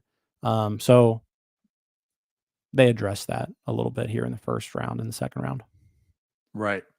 It's funny. Like, yeah, I have the same vibes here. Kermit. Whoa, what happened? Oh, picked the wrong one. Alika Williams, right? I mean, that's like it's kind of like that. Like, but the thing is, like, worst comes to worst. You have a lot of guys that have bats and not so much defense, middle infield. That's why they end up being at second base. And you kind of question if they're good at second base. I don't know if I love it in this spot, but he can play. Yeah. It just kind of depends on like how can the Pirates develop a bat? Mm-hmm. That's what it comes down to. It's a guy who has a bunch of tools. It's a guy who can play defense. He can play a premier position. Can he hit? Right. And the Pirates are going to have to develop a hitter. We're about to find out. Yep. Got 2 of them so far. Overall impressions on the night. I mean, we've been here for 3.5 hours. We're gonna hop off here soon. But yeah, overall impressions. Overall good. Again, like the first pick, you and I both talked that's who we would want, right? Mm-hmm. Taking the Pirates developing out, that's who we would pick, and they picked it. So like they got the guy I wanted. We're about to find out if they can develop it. That's the question. But the way the first 9 picks went, they were given that opportunity to draft them. So kudos to that. And then, the rest of the draft, I mean, again, the high school kid that I trust. This next one, I'm kind of iffy on it right now. Again, it just comes down to how the Pirates can how they can develop these high school shortstops. Yeah. So, like we mentioned with Noah on, as I said 2 years ago, I would have said they can't develop pitching, so don't do it. Get high school bats or get college bats, and they showed us that they can develop pitching. So I don't know. Maybe things can turn. They can prove to us now that they can also develop bats. Yeah, I definitely want them to take more pitching. Like day 2, maybe focus on that because they've just shown that they're so good at it. Like they're so good at they're so good at identifying the guys that they want to go after and then developing those arms. So utilize day 2 to do that. But yeah, you got to mix in some bats there. Like at some point you got to develop some bats, right? But I love the Conner Griffin pick. Love it. That was my, like, when it came to realistic options, he was at the top of my list. So big fan of that pick. I think he's got you could argue he has the most upside of anyone in this entire draft. He's the number 1 high school prospect in the draft, high school player of the year. Like they got someone really talented at number 9. The Levi Sterling pick, again, I trust them to just kind of identify the dudes that they want on the mound. 6'5" frame at 17 years old. That's pretty attractive to me from a projectability standpoint. So hopefully he can do something there. This pick I could do with or without it. It's just can they develop a bat really? But you like the fact that he can play the position because we've seen these last few years that they're picking second basemen or they're picking guys who are real fringy at a position. They try him there, but they can't really play it. So the fact that they went out there and they got somebody who can play a premier position and play it well and hopefully stick at it, that's good. Something made me think of when you talk about like tomorrow loading up on pitching. A little correlation. The Pirates and pitching right now kind of seems, and we still need more time to really make this correlation, but so far it almost seems like the Steelers and wide receivers. Like they can identify. So maybe it's like, you know what? We know we're good on the pitching side. Let's make that a day 2 thing that we address because we're confident that we can get the most out of those guys. And let's be a little riskier. Let's take the bats on day 1. That's where the talent is. And hope we can strike gold. So I guess there's one way of looking at it. 2 bats today, just 1 pitcher. Hopefully they can develop them. There's definitely tools there. Even the second guy, right, that was chosen today. There's still something there, but certainly the defense is the calling card for him. So yeah, maybe look at it that way. Maybe it wasn't the ideal plan to just load up pitching right now because you know what, like the Steelers wide receivers, like they can identify talent on day 2. Yeah. Yep, I'm with you there. Ryan Sloan off the board too, going to Seattle. So Seattle, I think they've got a pretty decent size pool. So they were able to take him at 55. But yeah, I think overall good day. Landing Conner Griffin is a big win at number 9 for me. That's a big win. The way that it played out to him, the way that it played out for him, like they could have gone that Montgomery route. They could have gone Griffin. They could have gone Rayner. He was still available there too. And then they could have gone the underslot route, right? But I like the fact that they went out there and they got, in my opinion, the best available guy, and someone with a ton of upside. Yep. So good day 1 so far, for sure. All right, we ready to get out of here? We are. We're going to be back tomorrow morning for our Starbucks, Jim. Yes, Starbucks tomorrow morning. That'll be fun. Come back in 3 hours. Got a lot. We can preview the All-Star break. We didn't really talk about the futures game at all. So yeah, there's a lot to talk about tomorrow morning. We'll have some fun. Yep. Cool. So with that said, let's get out of here. Appreciate everyone for watching, and we'll be back tomorrow at 7 a.m. for Starbucks. Catch you later, guys. See ya. Hey, you all, thank you for watching. I know we try to provide the most entertaining content that we can, and we'd love to spread it to as many people as possible. So I know it doesn't seem like a lot, but if you could take the 5 seconds to like this video and subscribe to the page, it helps out so much more than you know. Thank you, and let's go Bucks.